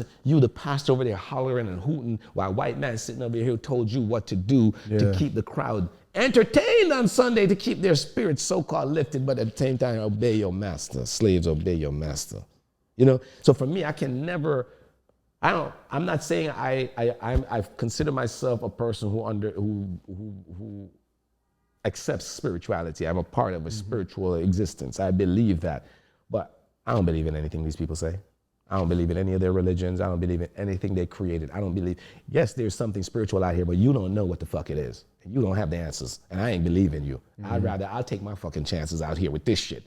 You know what I'm saying? I'll take my chances. But see, that's where you said earlier, though, beware of humans. Yes. Because like I always looked at the Bible as poetry, as fiction in a way. Yes. If I tried to look at, because when I tried to look at it through the lens of a Christian and say that everything in here is the truth and factual and happened, then it's like having a conversation with a person and not leaving any room to any wiggle room. Like if you say, hey, you piss me off, that I literally have to focus specifically on that. But if I can infer and look around and expand on it and leave space for, time to change my perspective on what you're saying, and also give you an opportunity to expand more on it. Yeah. But religion doesn't allow you to do that. But looking at the book as something for you to kind of expand on, turn it around, then it starts to make more sense. And I actually see beautiful pieces of it that that are helpful to my life and to my growth. But to say like Jesus died on this day and rose 3 days later, and Jonah in the well. Yeah. No, and that really happened? No. All that stuff is useless. It's the same thing when people talk about Bob Marley. It's like, oh yeah, well Bob Marley snorted coke. He had 50,000 wives. He was a womanizer. Yes. So was Miles Davis. But it doesn't stop his music from being fucking great. Yeah. It doesn't stop his music from inspiring me every damn day. You want to cancel things, you want to cancel everybody, because the past is the past. And all that shit from the past is bad. All of it. I'm not saying everything, but a lot of ways that we ran community and society and shit we did, all bad. All that shit's cancelable today. So I'm just saying. So if I'm hearing you say, I'm going to project out 25 years based on what you're saying about the challenges with like black men. I envision a capoeira world that's going to be a little lighter and a lot more female focused. Yep. Well said. I agree with you. How do you feel about that? Again, Bob Marley was interviewed one time about reggae music, and he talked about it, and he said, you know what? And they were like, Jamaican people weren't really gravitating to Bob Marley's Rastafari, because they were like post-colonial snobbery idiots too uptown, you know what I mean? That ain't our music.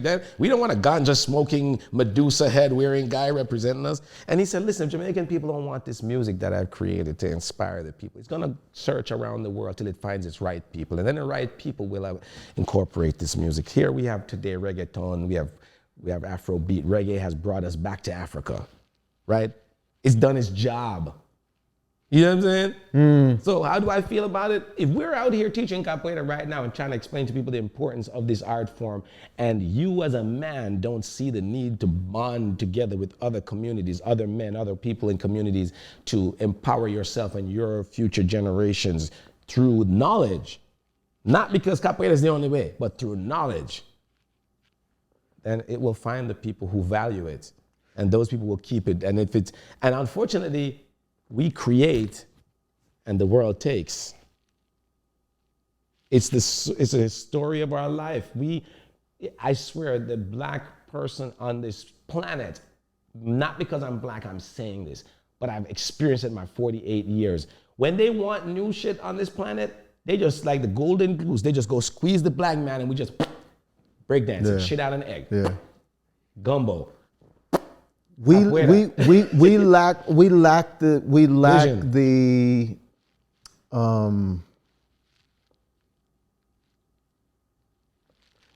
the practice of monetizing. Because we haven't had a lot of opportunity to. We're good at making things.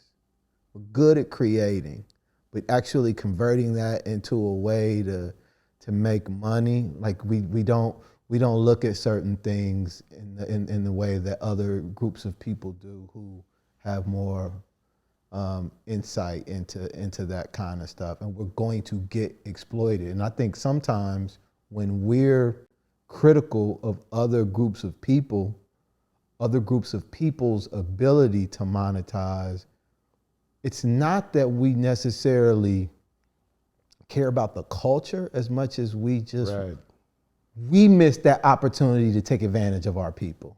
It's not like we're saying we really wanted to do it to help. We just saying, damn, I missed that chance to milk it. And when, because when the music industry was happening, Chess Records, they was getting screwed by black people. You know what I'm saying? At least at that level, or to some degree or another. But to go back to the color and gender piece, that's a part of that evolving, right?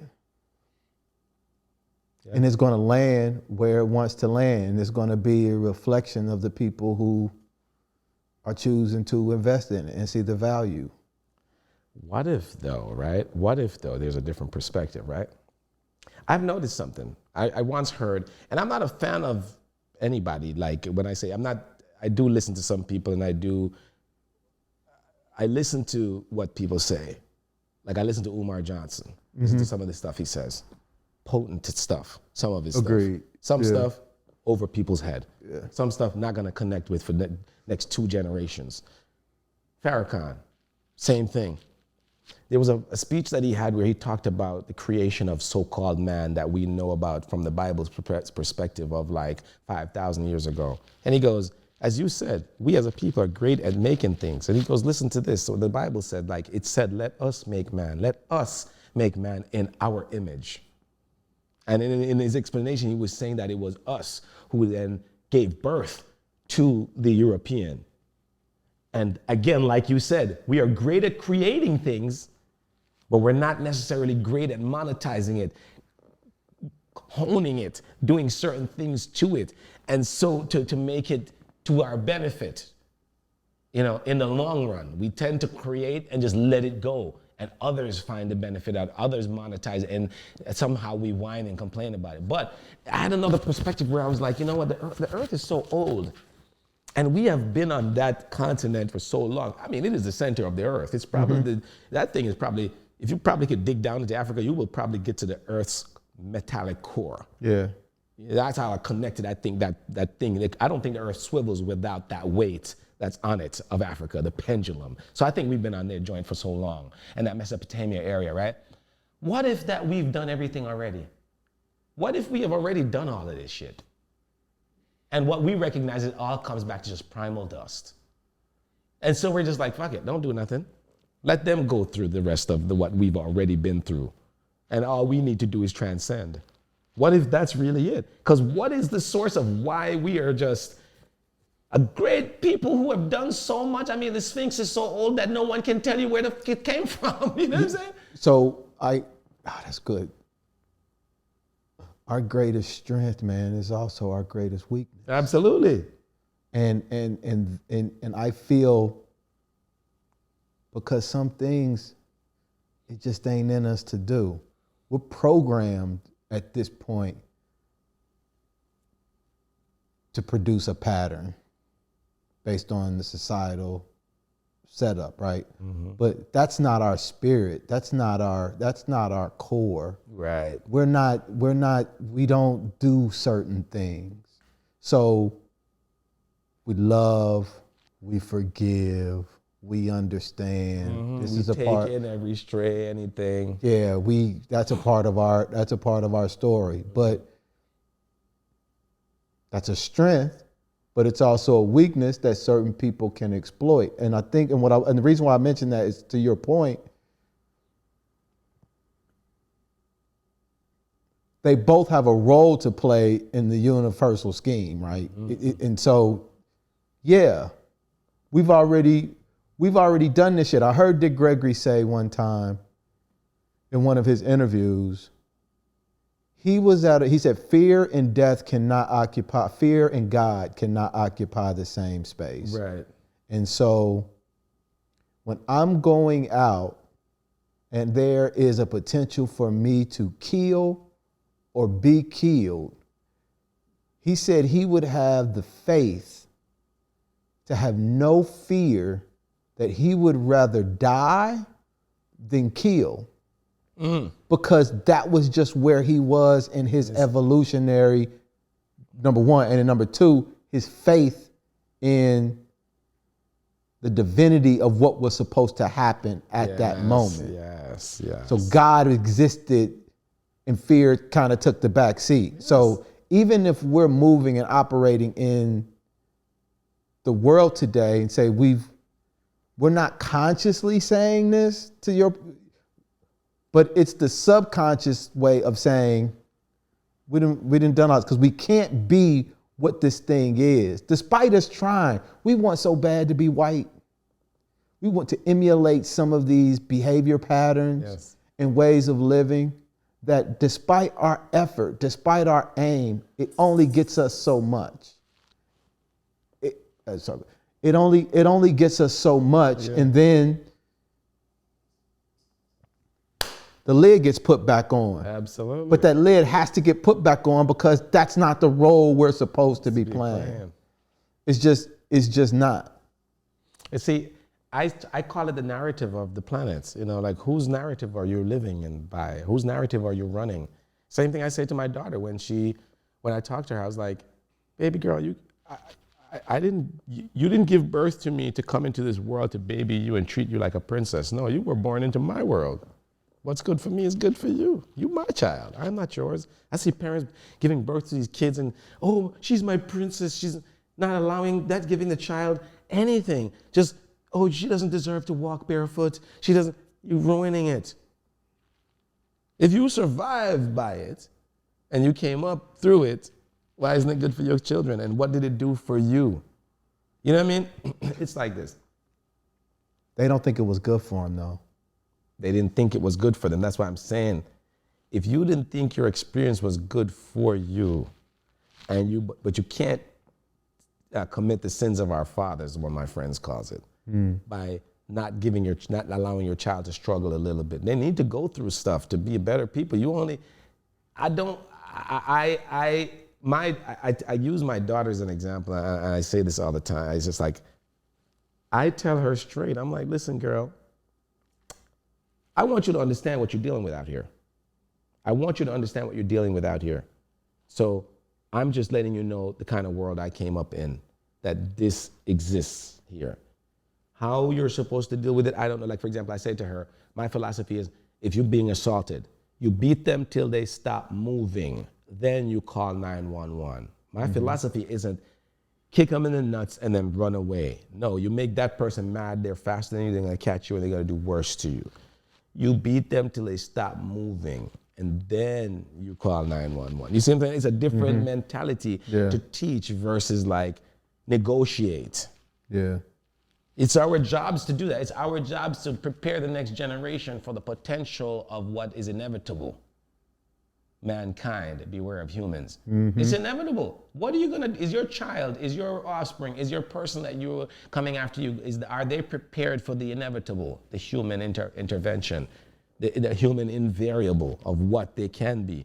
We say there's 7 deadly sins or whatever, but at the same time, the ego is the biggest thing about that whole thing. The ego, you have people who start to feel entitled after a certain point, especially in this environment where that's why I said, like with Facebook and stuff, people can see your success every day.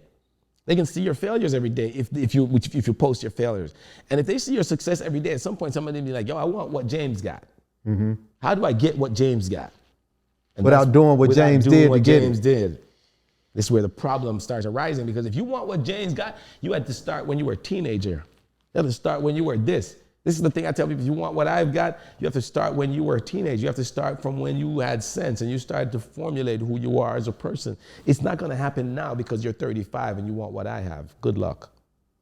There's so much there in this development. You're talking about, this brings me back to capoeira, like where there's so much imitation right now in capoeira. You have any old Joe now, everybody now, from the court system, from this realization, from what we recognize from the last topic we were talking about of how capoeira got here with this court system of verification, right?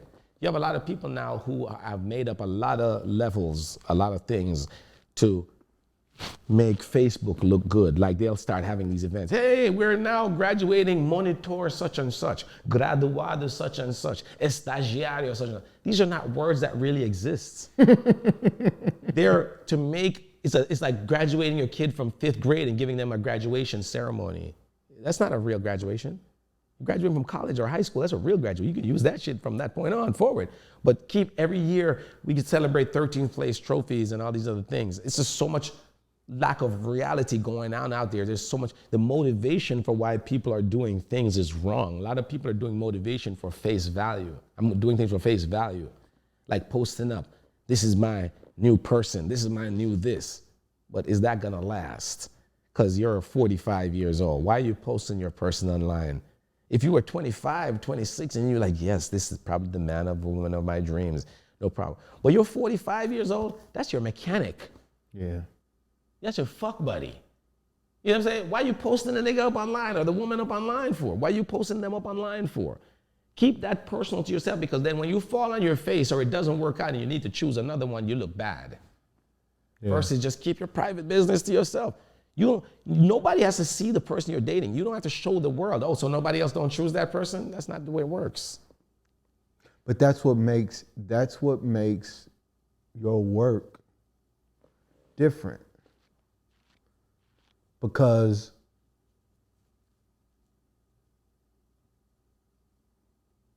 it's the work of the soul, man. Yeah. Yep. And all of that is about inside. It's not performative.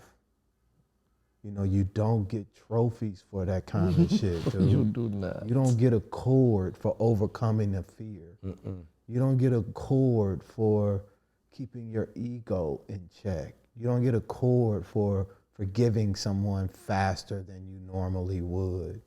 Like you know, these aren't things that people are acknowledged for, but they shouldn't be, because the payment is in the individual recognizing that they have the ability to overcome and therefore expand. Absolutely. And in your effort of doing this work for your soul, man, I get moved to tears sometimes at the idea that people are doing such miraculous things and we overlook them often. Yeah. And you and your story resonates with me, brother, because you're doing beautiful things for the community, man. And people like you, I feel, get overlooked often. And doesn't mean we don't stop doing it. It just means we just got to keep doing it. You know, it's just like what you do, the ostrich down or whatever, and then, you know, you look up and you get hit with this honor and the community is recognizing you, man. That's a beautiful thing, man. And I'm so happy for you and your family, because I know that it's something that you all can embrace and appreciate and celebrate, man, because everything y'all do, I just feel like it's together as a unit anyway, bro. You know, when I see you, I see your daughter, or if I don't see your daughter, I see Aish. Like it's the image of that, man, for a guy like me and for the right man who's in a position to see that is a beautiful thing. And if you're not told often, you know, what you're creating and the things that you're doing, man, is beautiful, bro. Oh man, I appreciate that, man. And I just wanted to have you come on, man, just so I could, you know, man to man, look you in your eye, brother, and say, you know, don't have to tell you to keep up the good work, but that's just, I guess, some shit I'm supposed to say at this point. but nah, it's you're an example, and it's one that we need, and it's one that I certainly appreciate. And thank you, bro, for just seeing that. With community work, or as we're calling it that, I don't know that it's something that somebody can plan, man. I think it's just stuff that you see that's needed, you know. And like I told you, I did not plan to do this. This was not I didn't come to DC to be like, I'm gonna be a capoeira teacher or I'm gonna run a nonprofit. You know, I came to DC to be the dreadlocks wearing multilingual oral surgeon, you know what I mean? And along that path, I found passion, I found conviction to, you know, just let my ambition flow, you know. And I found the right teachers too, the right people to equip me with the tools. Despite, you know, where we are today in these relationships, I did have the right stimulation, I did have the right peer pressure, you know what I mean? And it was up to me to come out of this, despite who was gonna be with me to at the end, and feel accomplished.